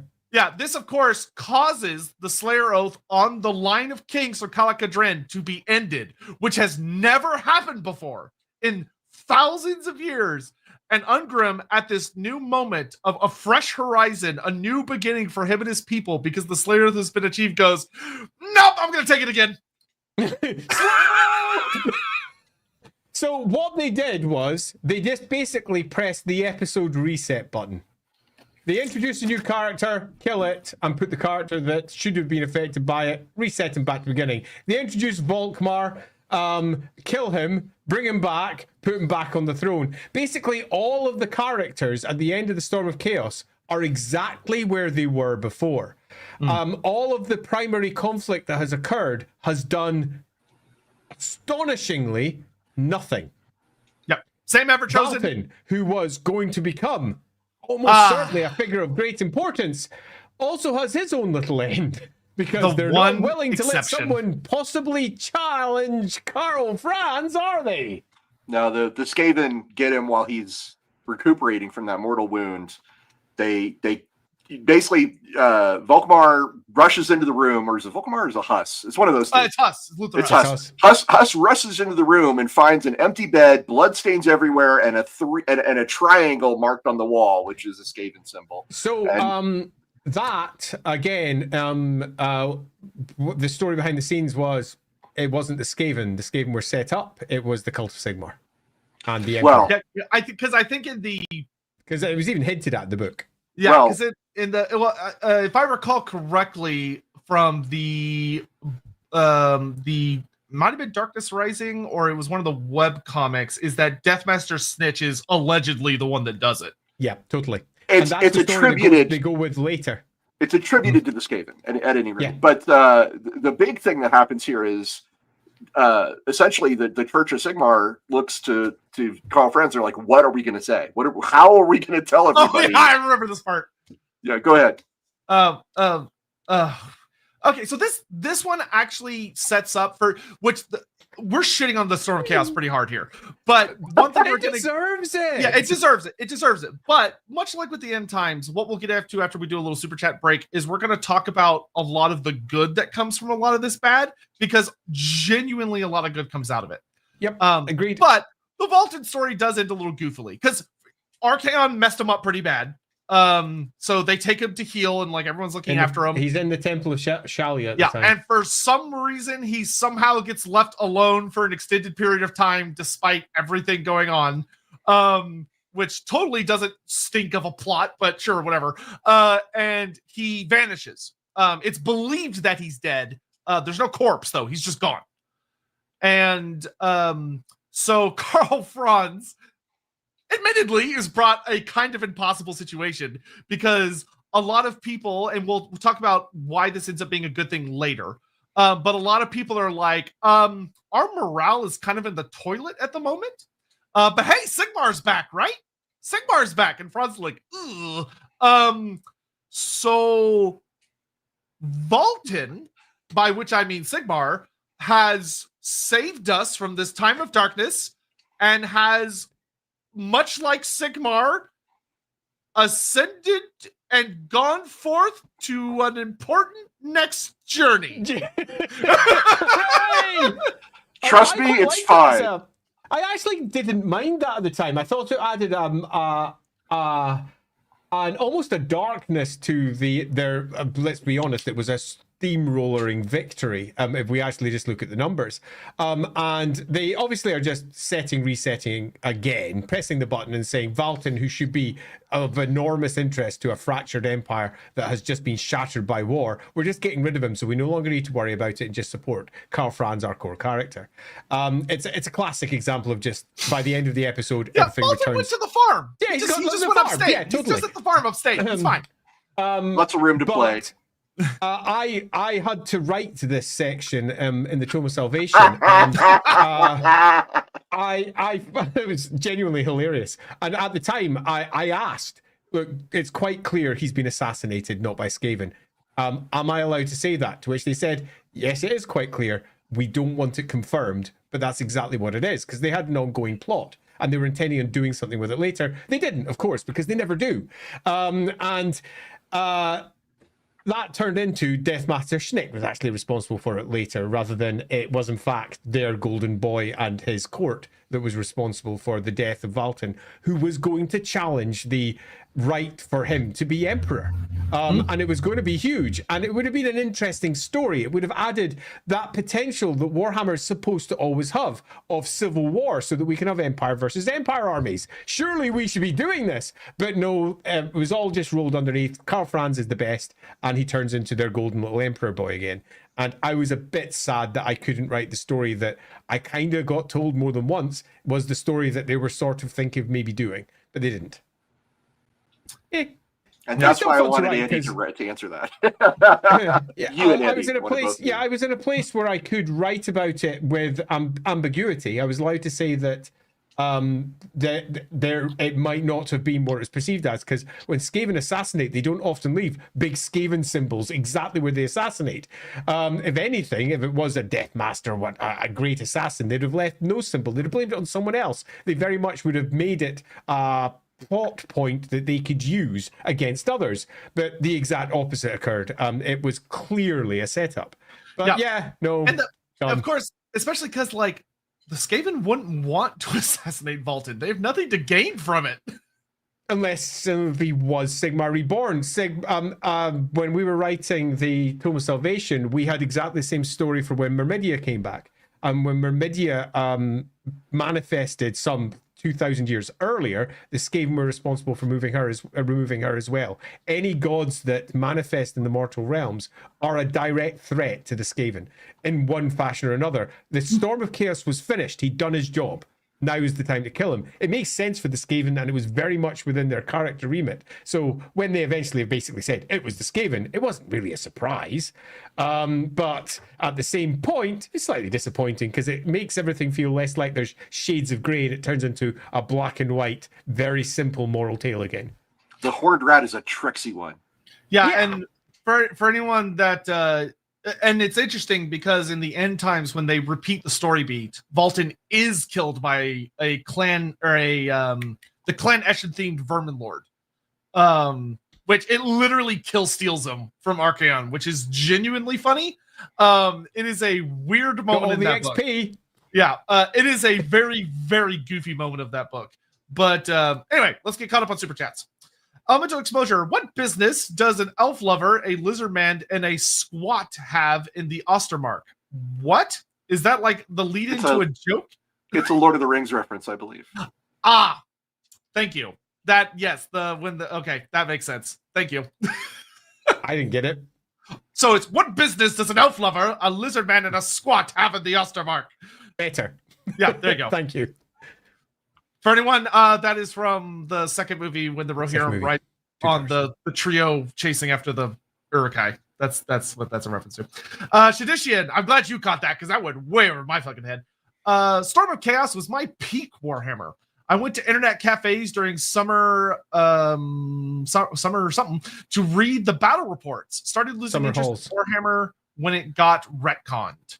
That happened to a lot. It was the Storm of Chaos was a divisive event because the actual build-up for the campaign was super exciting and a lot of people were really into it. The battles being reported, people were really into it. The summary of what occurred turned a lot of people off. But a lot of people who were of a certain age, and we're talking mostly the kids who were playing it, they could not have lapped it up more. They were like, yeah, Manfred, yeah, bet you're scared of the Grand Theogenist. Yeah, you're going to run. Yeah, the orc nutted him. Does that mean he kicked him or does that mean he headbutted him? It's headbutt, you idiots. You need to learn your British lingo better. It was very divisive for some, but for the core audience, it just wasn't. And then when it was ditched, it was horrendous for many of the fans who loved and worked hard for their armies to win through that campaign, and it broke a lot of people. Yeah, the participation was huge. It was for fans of Warhammer Fantasy Battles. This was their Avengers movie. It was huge. Everybody was talking about it. Everybody was making. I personally, not that big a Warhammer Fantasy Battles fan, personally made 2 different armies for Storm of Chaos. So that gives you an idea of how exciting it was. It was exciting enough for me to go, oh, hey, I'll go over here and do this for a while. So, we've been sitting here dissing it, because we have been dissing it a little bit at the end, because it sort of deserves it. The flip side's coming. The flip side's coming. And we can look back at the mistakes and say they were clearly mistakes, and a different narrative could have been chosen with perhaps a very similar outcome. That doesn't change how it was perceived and how people engaged with it back in the day. And for many, it was peak Warhammer. And a lot of people have deep nostalgia for it. Now, me, I didn't. And the roleplay crowd despised it with such a passion that I could barely hold it back. It was burning. It was that bad. Yeah, long beards. Exactly. But for the Warhammer fans who were playing the battle game, the exact opposite was the case. It was pretty much, the Avengers movies. It was peak Warhammer. And for all it had some pretty daft moments, the overall campaign itself was a blistering success. Yeah, I will say from my perspective, as someone that was playing it at the time, of that, 2 big things of that. A, we never got anything like that again. Ever. For the rest of Warhammer Fantasy's life. Even the End Times, and I think the only summer campaign they did after that was the Lustria campaign, which was awesome. The Nemesis Crown. Oh, right, yeah, the Nemesis Crown. Nemesis Crown. That was much, much smaller. Because that was just that little book. But it was. The events that came afterwards were so much smaller and kind of inconsequential. And most of them got retconned out of existence almost immediately. Like the Lustria campaign was the only one I remembered because I was a Lizardman player, obviously, and that book was awesome. And even then, that book wasn't a interactable storyline. It was just you can play in Lustria, here's the rules, have fun. There wasn't like a narrative. It was just here's a new rule set. The Storm of Chaos was the only time where, as a fantasy fan, it really felt like everybody I knew was super excited to play. Everyone got to contribute, and the most important thing was that no matter what army you played, there was a narrative you cared about. Yeah, and what was particularly exciting at the time as well was that updating website. It seems nothing now, but it was a focus of conversation for so many. People who weren't playing the game were checking it up. People who had no interest in Warhammer were going and having a look to see what it all meant. It was introducing a whole bunch of new minds to the Warhammer setting in a way that no other event really does after that. It was almost the peak. I was coming home every day after school, and the first thing I would do was log on to the Storm of Chaos website to see the new stories. Like, that was the highlight of the day back then. Like, it was a different era. Yeah, it was great. Funny enough, I got the only time I've gotten that same experience was the end of Age of Sigmar First Edition when they did the oh god, what was it called? I can't remember the name. It was something Omens. It wasn't Dark Omens. It was something else. Something Omens. I can't remember the name of the event. But that was really fun too. Orange Crescent. Yeah. Oh wait, it's Grimgor from behind with the steel forehead. Yeah, they did actually bring that back for the end times, but they did it better, funny enough, in the end times. But they did a hard reference to that particular moment. Gigawin, 1.21 gigawins. Grand Cathay feels more like the Imperium of Man than Warhammer Fantasy Empire, in my opinion, with the Dragon Emperor being Big E, his children being similar to the Primarchs, the Dragon Blood being similar to Space Marines, etc. He rejects worship and yet is revered. There's a lot of people who say similar things. Yeah, you're by no means the first person to say this way, because me and Andy have talked quite a bit about Cathay, especially when it was all getting revealed. Coming out for Total War Warhammer 3, and now it's out in the tabletop game, which is wild to say. I feel like this is kind of one of those situations where the shape is close enough that if you do a little muscle, you can make it fit, but it's not that strong of a connection. There's similarities. We discussed this previously, and not to diss your comment, Gigawens, I really dissed that particular comment and went relatively hard against it and said it's a deep simplification of both sides, because both sides are much more complicated than that, both in the Imperium of Man, which is so very different, and of course over in Grand Cathay, which is again really very different. But with a bit of squinting, sure, you can kind of make them similar. But it's a vibe. Not really. It's more of a vibe than anything else. It is a vibe comparison. Which that's a good way of putting it. Can work. I will say, the more I delve into Cathay lore, the more I learn about it, the more that's published, the less I feel this way. The more Cathay is fleshed out, the more it's very unique. Because it has a very uniquely Eastern aesthetic to it. That means it's a very different type of storytelling. Like, even down to, like, the Emperor and the Celestial Dragon Emperor are so wildly different as characters that it's insane. They're just both called emperors, and they're both vaguely immortal, though one's kind of not so much these days. But, you know, as it goes. Rocker Boy Jukebox. In the almighty words of wrestling legend, the Iron Sheik, got his back broken, was humbled, and got fucked in the arse. There you go. It's the you can say fuck here. It's okay. Oh, wait, no. Super chats. No, you can't. Super chats, you can't. So never mind. You did the right thing. David Whitfield. Yeah, the official Storm of Chaos ending was as bad as the end times. Should have been Vlad, who in my head would have asked for recognition as Electric Count Sylvania. Yeah. Screw Manfred. There was quite a lot of chat about that at the time. What the hell's going on here? None of it makes any sense, which is one of the reasons why there was a desire to try and make sense of it over in the role-playing game side. The role-playing game often takes some of the what looks bizarre or absurd over in the battle game and adds context, detail, and depth. And the context, detail, and depth in this case was that Volkmar was fallen. He was, in fact, undead. Be'lakor had used necromancy. He had died. And Volkmar was no longer himself, and Manfred took him over. The confrontation was nothing more than Manfred taking control of the cult of Sigmar, and he intended to use that to effectively use his next steps in the campaign for the Empire. And that was a super fun story. But again, as is often the case with these things, disappears by the wayside. It's quite a fun idea, though.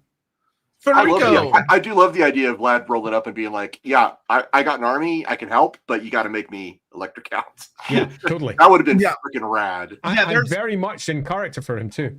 Yeah, it would have made a very. But we'll get into this in a little bit, but there were threads that were hopefully leading towards the idea that a lot of the Empire was pretty sympathetic towards Manfred after everything that happened. There's a couple of write-ups where he's effectively seen as a hero in many parts of the Empire because he saved the Empire. Yeah. Federico, hello guys. Hope you're having a great time. I'd say we are.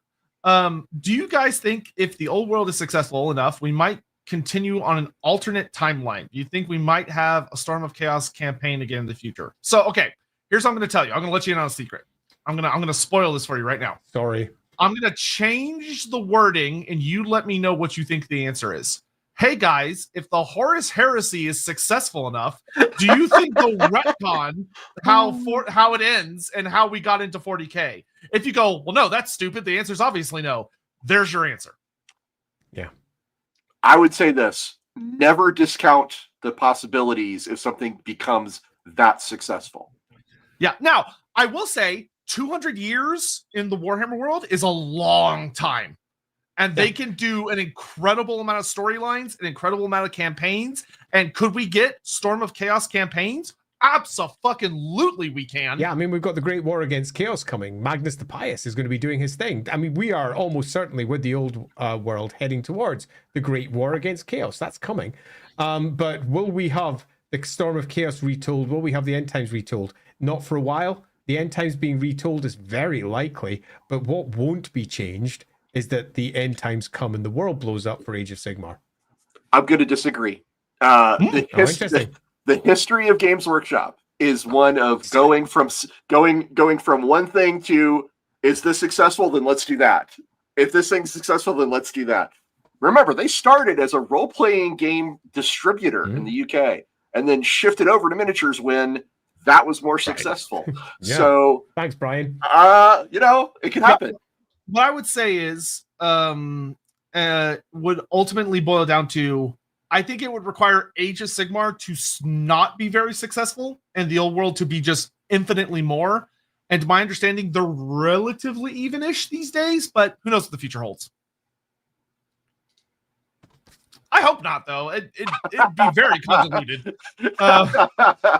Benjamin Fraser, I was excited for the Sigmarite Reformation story we got since we got Luther Huss and 6th Edition Empire, and then, Yeah, I agree. It just all disappeared. It was a whole interesting story.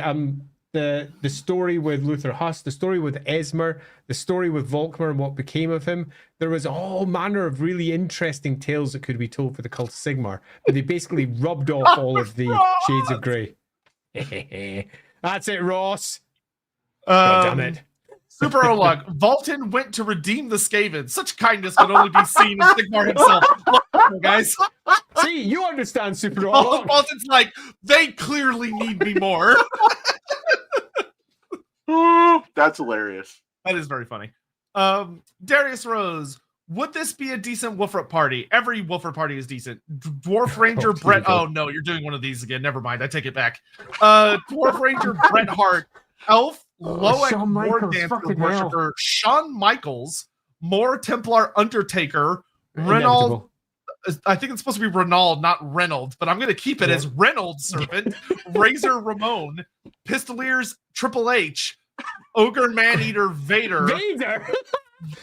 Sure. Cool. Not the Big Show? I would have gone Big Show probably. Listen, I don't know anything about wrestling, so to me, these are just like someone speaking in demonic tongues at me. Sure.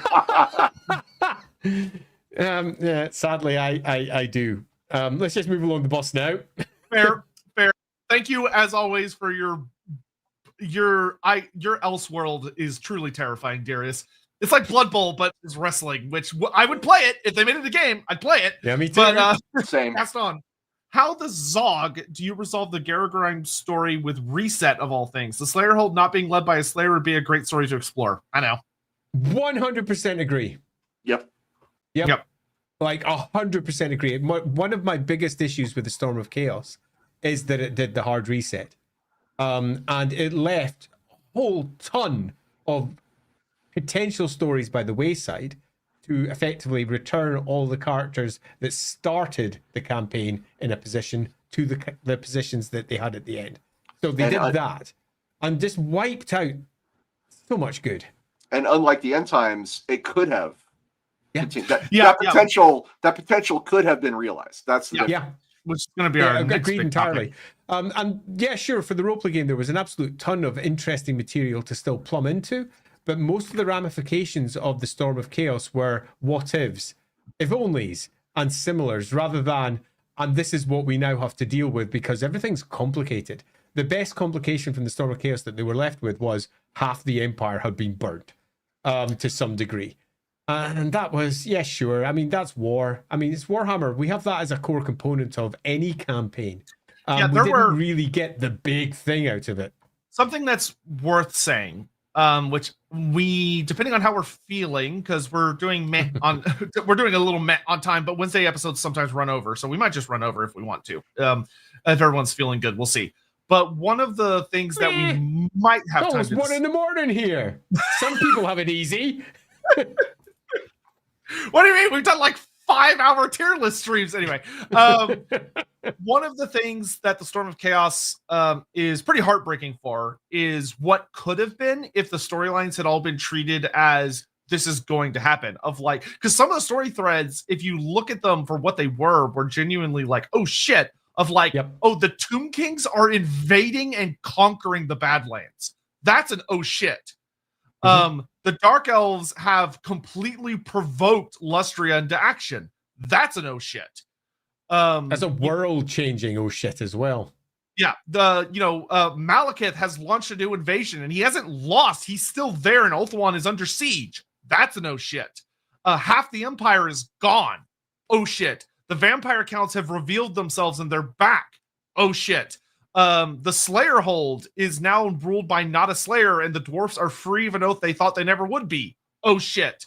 Like the world is different, and that's one of the strengths of the Storm of Chaos is all these great ideas. The disappointment is that we didn't get any further development of them. But I think we have to admit it did present a lot of really, really fascinating what ifs. Yeah, I agree completely. It's why it is ultimately at its heart extremely disappointing. It's because it was so fucking cool with so much of its setup. And yeah, it changes the Warhammer setting for folks who want to roleplay in it because chaos is now revealed or vampires are revealed and everything feels a bit more high fantasy. It's fucking Warhammer! Of course it is! That's fine! It's fucking Warhammer! Get to grips with what it is. And the first edition had fucking flying ships and generators for magic items. It's always been high fantasy. And gnomes. Yeah, exactly. I wrote the gnomes for 4th edition. Super glad to get them back in. So there's absolutely nothing to say about the Storm of Chaos that's potentially negative for what it was attempting to do, but how it executed it at the end, you're just left with a big, balls. Yeah, that if they had committed to the bit, it would have been a very different world. I would like to submit one other thing that I thought the Storm of Chaos did really well, which is I am a high elf guy. Like, I love the high elves. And Eltharion at the time was kind of this Zatoichi blind swordsman thing, where he was wearing this strip of cloth around his eyes, and he'd gone to study at the Tower of Hoeth. It's such a cool mini. Right. He was absolutely Zatoichi. He was the blind swordsmaster. And Storm of Chaos is the reason, like, that he miraculously recovers his sight during the end of this event, and goes and returns to the position of the Warden of Ivres. So without Storm of Chaos, we would still have Zatoichi version, which, I mean, that's not a bad version of Eltharion, but I prefer Elf Batman. Come from nowhere, I prefer Elf Batman way over the other one. Elf Batman's pretty great. Yeah, I wish they had kept that storyline when they did the retconning stuff, because it would have been an easy storyline to keep. I was sad they got rid of blind swordsman Eltharion, because he was a fun character. Agreed. Ricky Chapman, in our Chaos campaign, oh, hello, Chapman. We will always remember the response to being told the Everchosen was down. A quote from was downed. A quote from our Nurgle wizard. What do you mean an orc nutted him? Where did he come from? How did he get there? What the fuck happened? Honestly, to have been a Nurgle fly on the wall of the Chaos Legions hearing that Archaon got headbutt practically to death would probably be pretty spectacular. Warlord. I mean, the whole story was just... I remember reading it for the first time going, have I missed something? Have I? Have I? Nope. Yep. You haven't. Scion, given we've gotten all but one of the Storm of Chaos list now, is there any chance we might get DLCs or characters from the Nemesis Crown or Albion Crisis campaigns like Rykart the Unbreakable and or the Dark Emissaries? Anything's possible. Yeah, anything's possible. When it comes to Total War, the simplest way I can express it is as long as it makes money, they're gonna do it.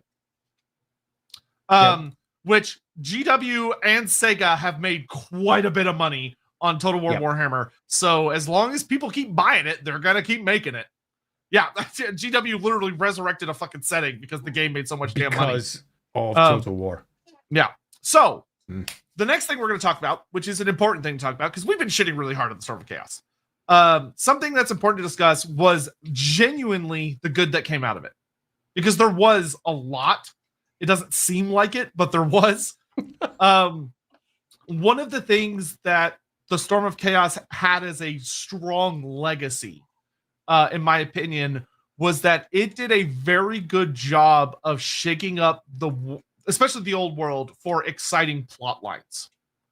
Of the sense that, so I'm not talking about like post Storm of Chaos as in like post retcon. I mean like right after the Storm of Chaos. There were a lot of books from the Black Library, from the roleplay game, especially that came out, that got to do something I have not seen until particular aspects of Age of Sigmar eventually got around to it, which was they started to introduce a type of nuance into the high fantasy feeling. So it wasn't the nitty gritty of the older editions, which was very human politics centric. But we started dealing with things like, I remember reading in the Black Hearts, for instance, there's a whole part of the Black Hearts where the characters are talking amongst themselves, and they're talking about that they're kind of embarrassed as the Empire because the Empire didn't save itself. It wasn't saved by Sigmar or Ulrich or any of that. They were saved by greenskins and a vampire. And that was causing a genuine turmoil of the soul for the average citizen, because despite the best efforts of the government, essentially, word was out. It wasn't a secret what happened, even though, and a lot of people were like, oh, Valten's definitely dead. Like, they killed him. It wasn't no rats. It was them that killed him. And it was this fascinating thing of, you could feel the storyline starting to creep into, this is leading somewhere. Like, it felt like the Empire was on the brink of civil war, not in the sense of like North versus South or yada yada, but it almost felt like more like the common man versus the establishment, because the establishment fucking failed. Yeah. And there, throughout this, it's not like 2 or 3 years time. It's a little bit longer, actually. It's almost 5 years worth of Warhammer. We have a lot of stories where the Empire is not clean. And that was good. The Empire was not certain, and that was pretty good too. Particularly given that they were in a difficult position where they had effectively said the Great War against Chaos is now done, and Chaos lost. So what's next? And the answer was, the Empire's going to collapse. It's going to fall in on itself. It's going to fall into another time of 3 emperors or some equivalent. The cult of Sigmar is going towards a schism. It's going to split into at least 2, if not 3.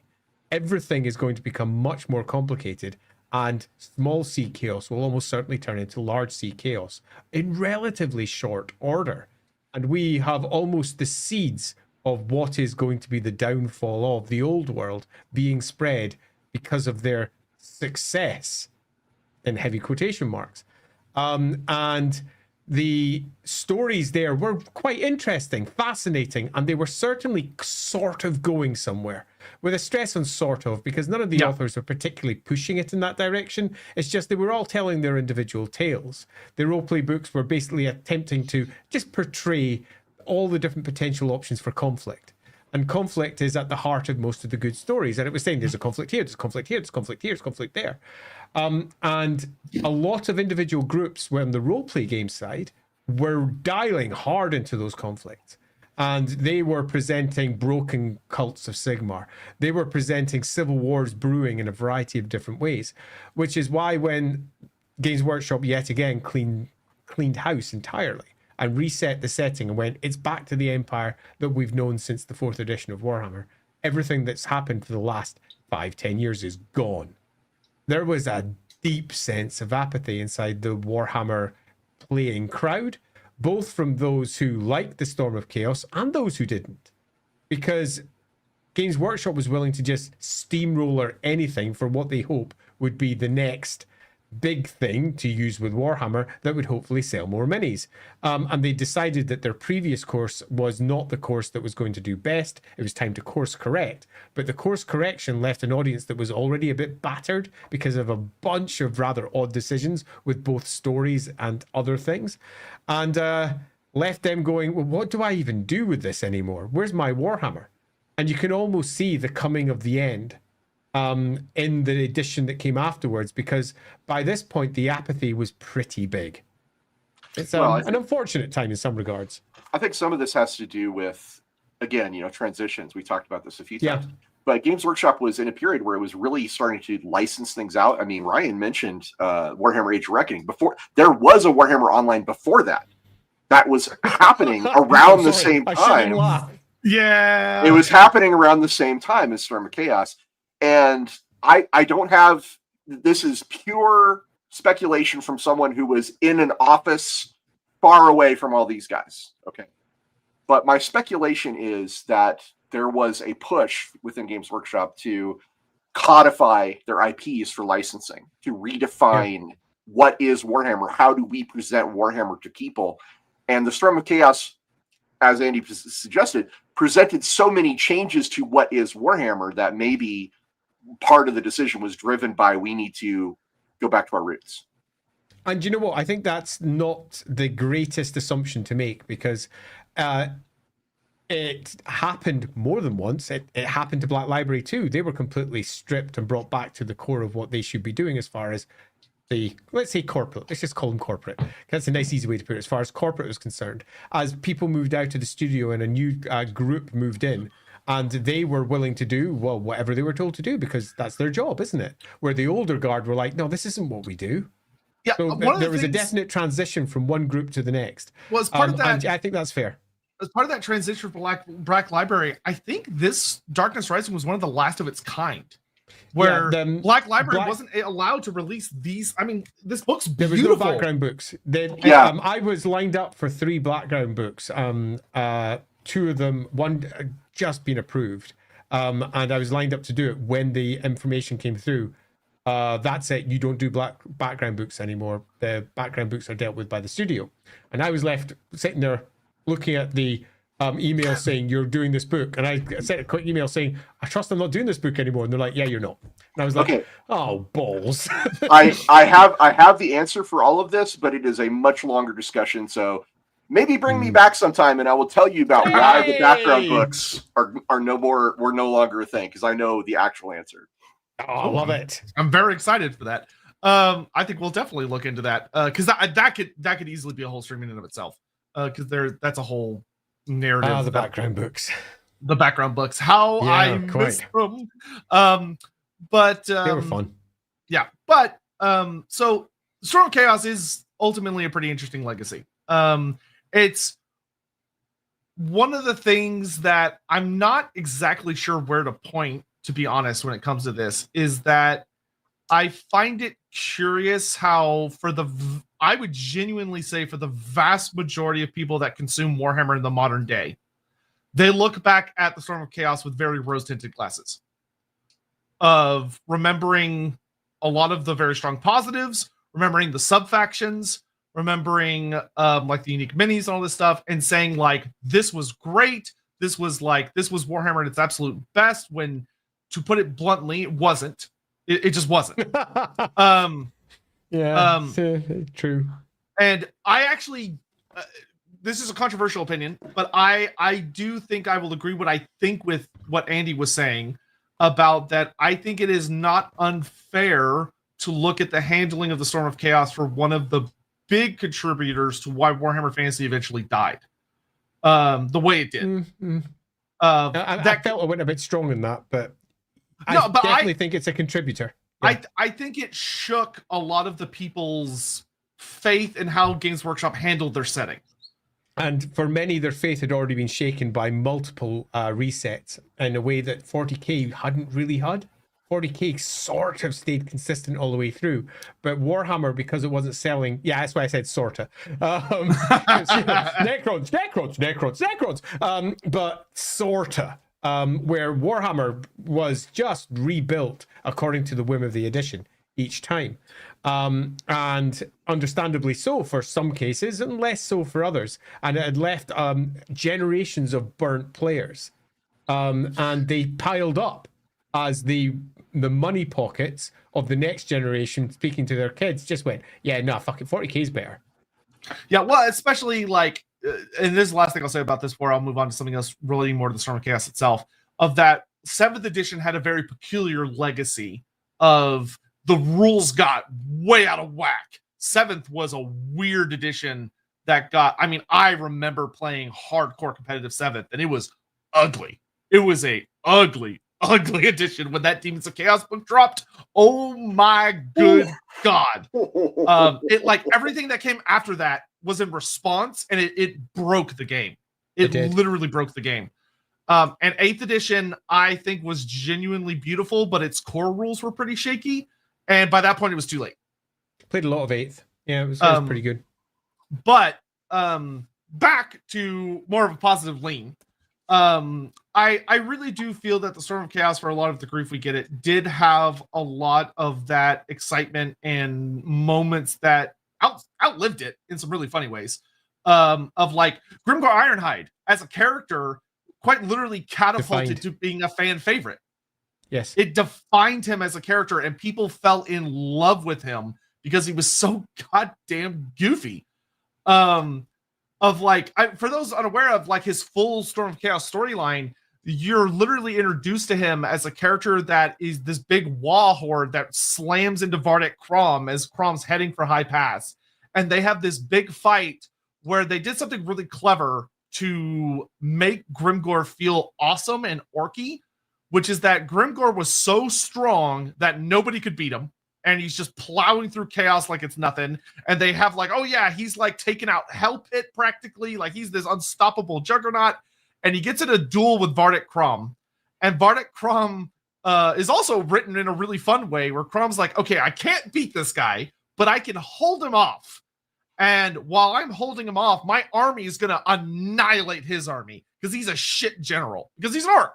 And he doesn't give a shit about his army. He's a black orc. He just wants to fight. So Krom kills everything but Grimgor. And Grimgor's army runs away. And Grimgor like looks around and goes, oh, fucking Umi, and just like runs off. And he's like pissed at Krom. And his storyline is that he's trying to like track Krom down so he can kill him. But unfortunately, that storyline kind of got dropped, and he ends up going after Archaon instead. Because Krom gets killed by, I think Krom gets killed by Manfred, if memory serves. Yes, down in Sylvania.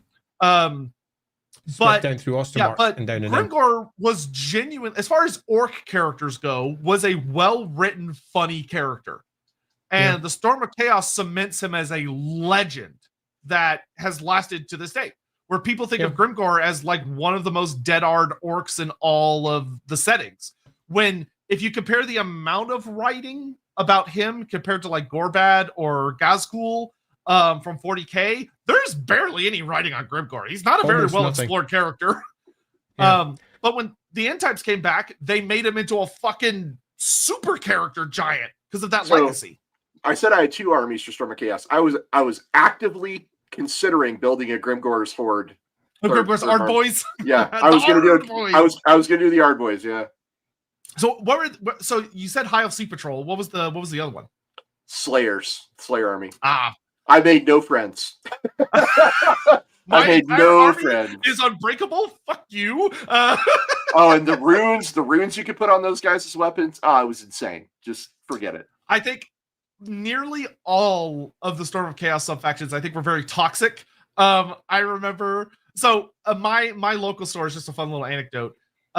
We did a summer campaign. We replayed through the Albion Crisis, but you were allowed to play any modernish army. So the Storm of Chaos armies were available. So one guy played High Elf Sea Patrol, where I had the joys of having my Stegodons my Stegodon shot and killed before the game even fucking started.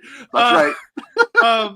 Still managed to beat them though, because high elves were just bad generally. But oh man, that opening shooting was awful. But the other one was there was a Clan Eshin player. Fuck that guy. It's all the amount of skitter leaping bullshit of just flying around the table, throwing shit at you, and then running away. Fuck that build. That build was so frustrating to play against. I hated it. I'm still mad 20 years later. You really are. I can see you almost shaking there. Okay, Don't so sugarcoat it. Tell us how you really feel. Yeah, tell us how you really feel. So I think we're in a safe place to draw ourselves to a bit of a close so that we can at least look at the overall story and sum up here. We have... Hold on. Let me think if there's anything else I want to touch on. Real fast. Okay, no, I'm good. No. I think we've got most of the salient points. What we have is a big summer campaign, which had its big summer book.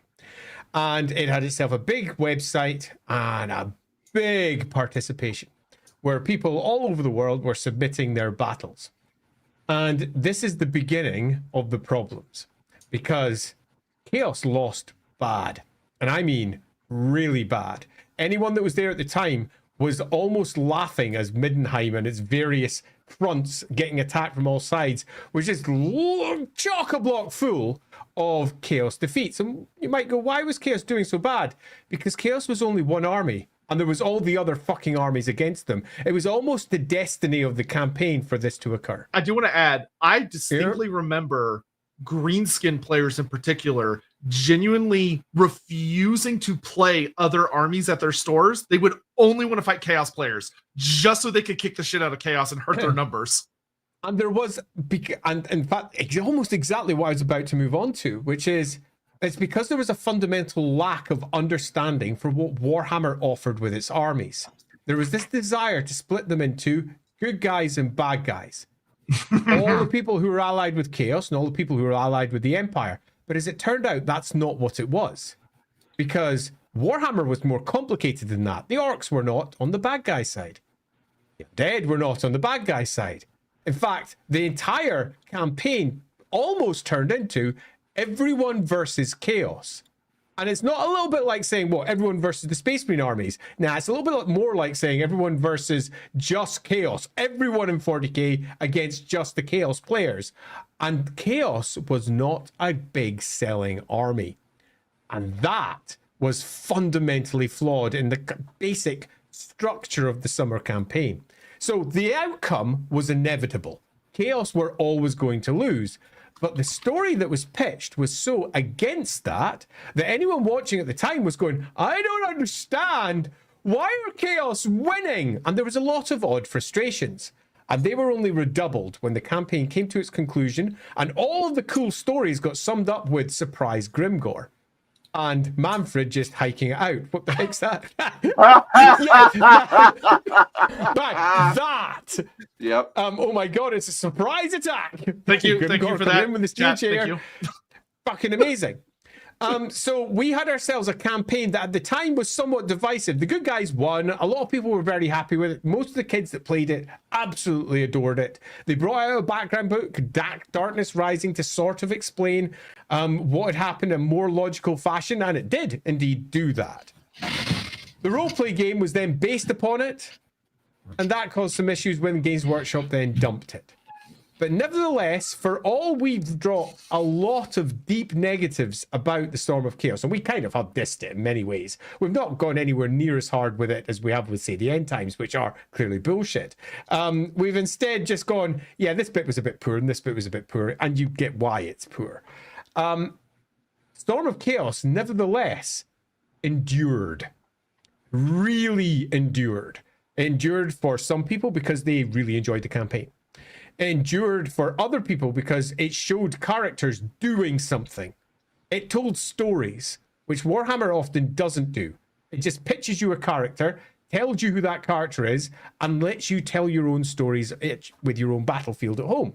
It doesn't actually tell stories, but the Storm of Chaos did. Now, not all those stories landed, but many of them really did. And we got a strong character for Grimgor. We got an idea for Manfred and what he might be doing. We got a whole horrific story for Volkmar, the Emperor, and the situation he was put in with Valten and his death. Lots of stories.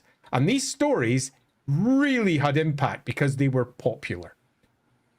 And as we move into the next generation of Warhammer, indeed, the nostalgia that Sotek was suggesting became very real, because 7th edition basically just gutted it all, started again and said, you know how 6th edition did that, we can do it too, right? But they didn't make it better. And they had no extra stories they were necessarily telling, plus that edition of Warhammer was a bit borked. So people started looking back at the insanity, the brokenness, the ups and downs of the Storm of Chaos with almost nostalgic glasses firmly in place, maybe a few beer goggles too, as they look back and went, actually, it wasn't that bad, was it? Because they were comparing one thing with another.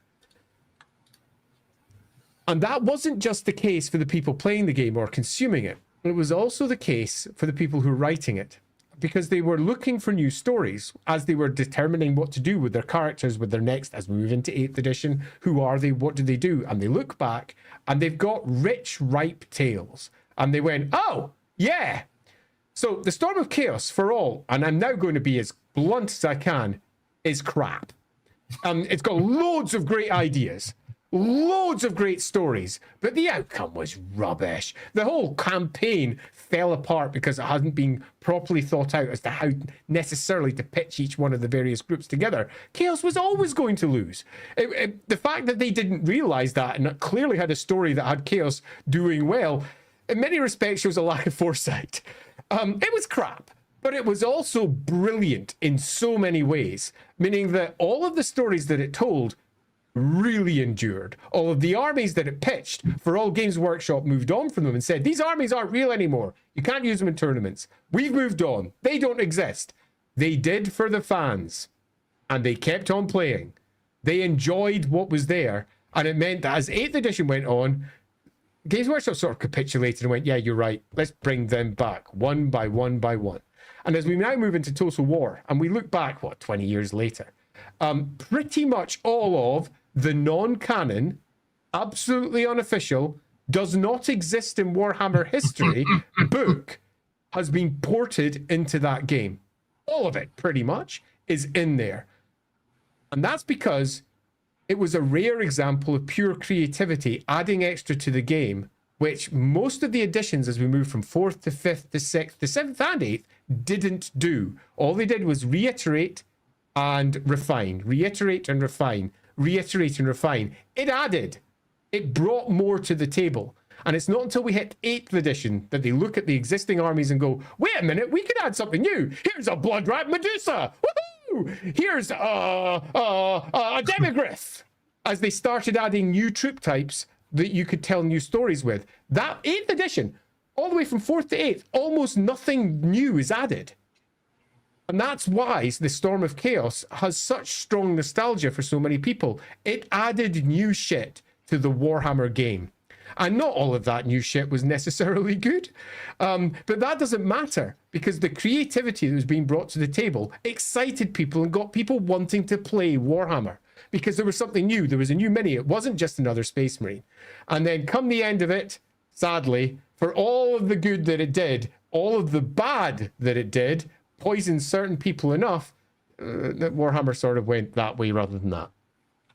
I think the short version is, for me, great ideas, great armies, a lot of silliness, and some really fun memes. And what's more Warhammer than that? Yeah. So true. So true. Completely. And if you, just to reaffirm, because I'm going to bring this one up before we do the last set of super chats, if you have yet to go and subscribe over to the Lorebeards channel, Lorebeards channel, you can do so right now over on YouTube. And if you're not watching over there, which I know most of you aren't, but if you're not watching over there, you can go over right now to Lorebeards on YouTube. Just type it in, you'll find us, and subscribe over there. We're almost at our first 1,000 subscribers already. Yeah, Also, a quick little thing is that we're also on Twitch. You can find Lord Beards on Twitch, which is a lot easier actually because the YouTube search function is a mess. It's rubbish. But so Hawk, who I assume is still here, will be. Yes, he is. Thank you, Hawk. Yeah, he's already done it. Thanks, Hawk. Hawk's always on it.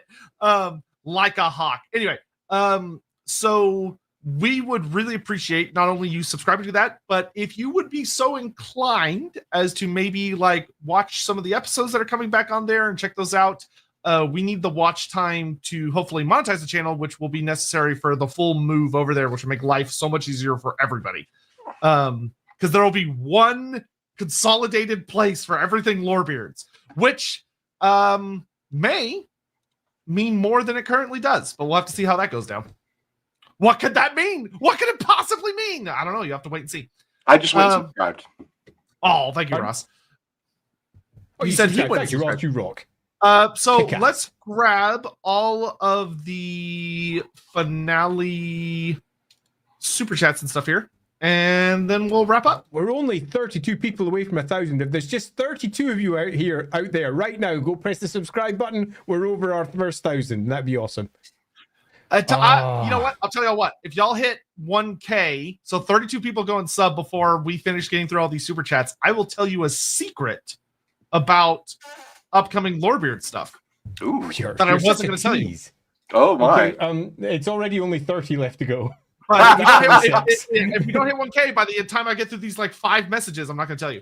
Brock 6000 was Storm of Chaos why they re-released Mighty Empires for Warhammer. I say re-release Mighty Empires to which I say, huh, pooey, they just did lots of hexagons. It was barely a re-release of Mighty Empires. Where was all the bloody game? That's what I say. For all I diss it, I had, I don't know, maybe 14 sets of that. I think, well, they did a lot of it in White Dwarf, actually, if I remember right. Yeah, they did. Mm-hmm. So I would say probably because they actually got really big into using campaign grids because of the Storm of Chaos campaign, because it had like little maps. So a lot of that was released to like help with that, and by help I mean you could pay them money to vaguely organize your campaigns better instead of using a piece of paper. Oh god damn it! People are doing super chats now just to buy time. Literally buying time. Yeah, I might add. Would love a stream on the original Warhammer Online. You mean that it was got released? I mean that it was vaguely a scam. Debatably. And why GW was really salty with video games for a little while. One day I would actually love for us to sit down and do a stream on both the Warhammer Onlines, because Age of Reckoning has a very unique legacy. That would be fun to talk about sometime. I played that game to death. Me too. Oh, thanks, Sion. Sion, thank you very much. Another tangent for me, but I'd love to see an episode covering Warhammer Mark of Chaos, plus the Battle Mark expansion and the novelization. It's what got me into Warhammer Fantasy, and I'd love to see if anything from it is reused in Total War of the Old World. The answer is yes, actually. It is. There's some great mods for Total War. Yeah, there is that is definitely an episode I would like to do. That would be a good Wednesday episode at some point, is like delving into the various video games that have cropped up over the years, from like Omens of the Horned Rat to, or whatever it's called, to Shadows of the Horned Rat, Shadows of the Horned Rat and Dark Omen. Yeah, Dark over to the Mark of Chaos games and stuff, because a lot of them do actually have tangible legacies that have survived to the modern day. Brock 6000, 1K subs. Yes, we are, and we might have crossed it based on the face. We have not yet crossed it. We have 9 left to go. I'm watching it while you're doing the super chat. There you go.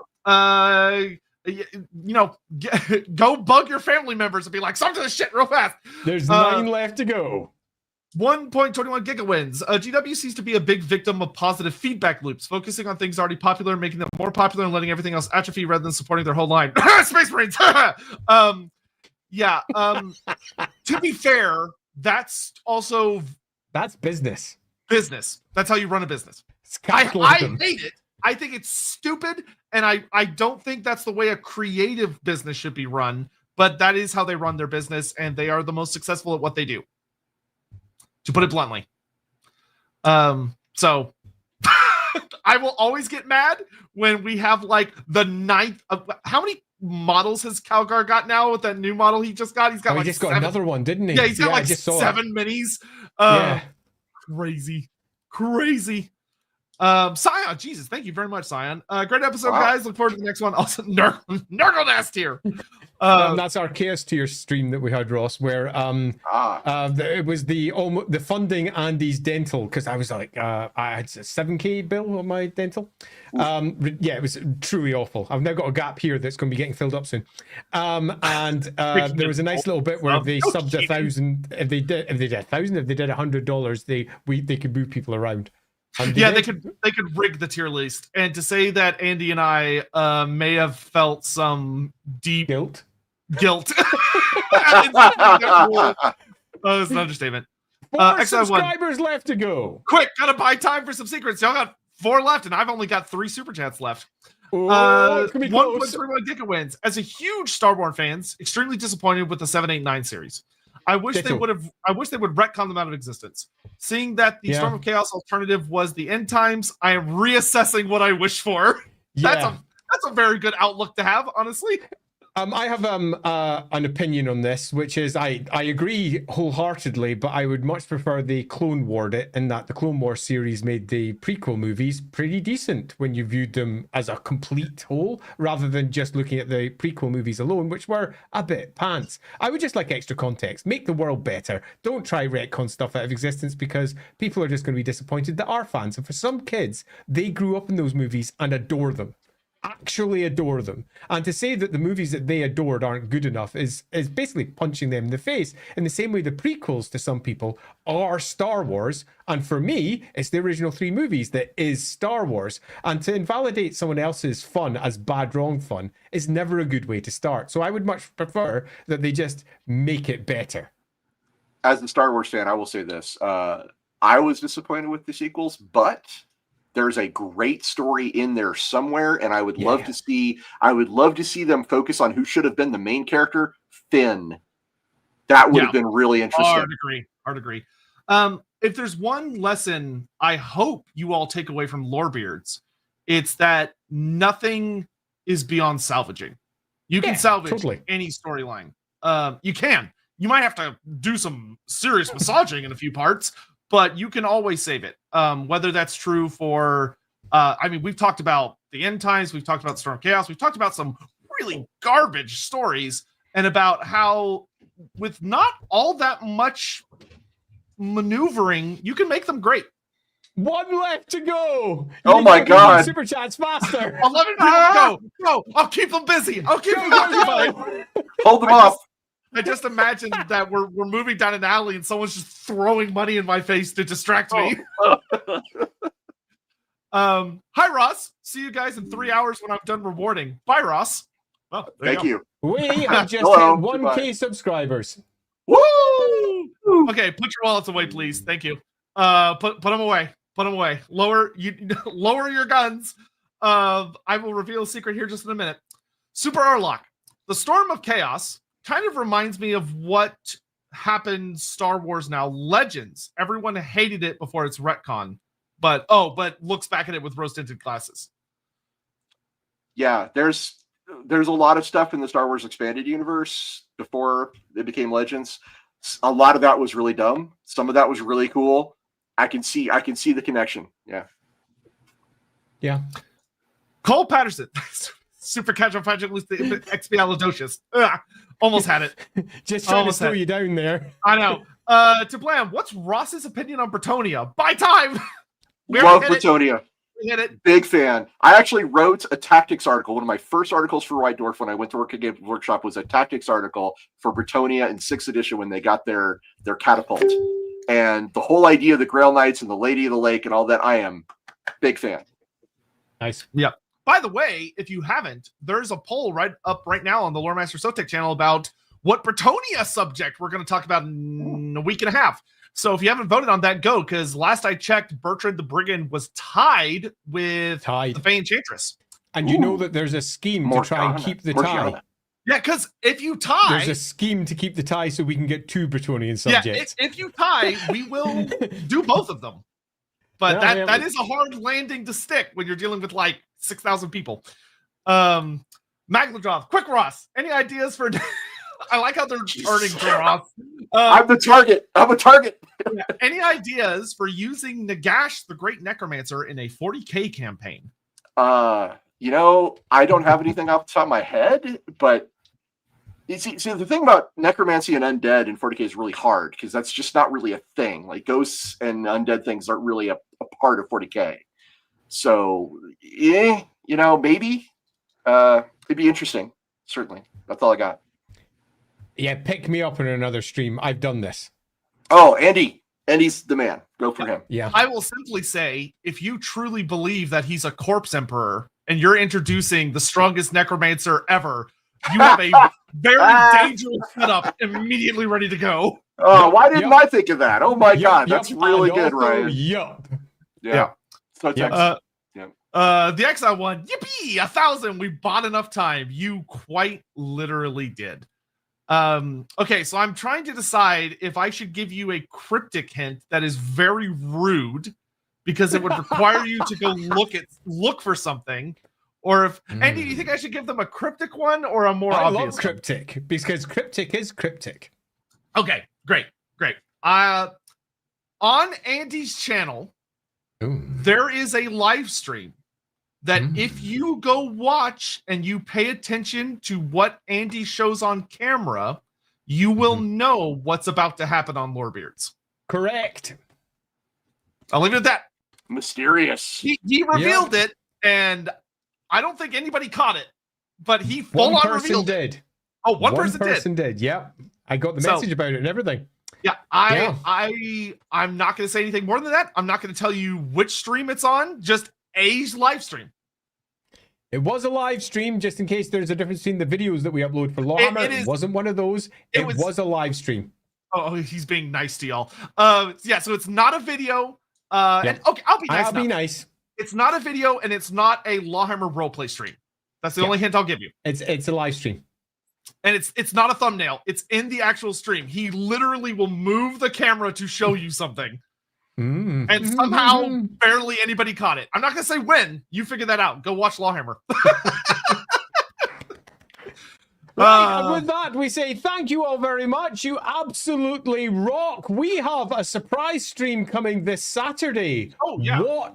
Watch the LAWhammer channels for that announcement, but it'll be going up tomorrow. So we have a special surprise stream, and we're doing it largely to say thanks so much for the Chaos stream and your great generosity when you offered us so much cash for helping me towards my dental bills. So Sotek and I had a bit of a discussion as to what we'll do, and we're doing a surprise stream this Saturday. Watch this space, and you will see it pop up tomorrow. We also, of course, are streaming this Sunday as well, as always, for Lorebeards.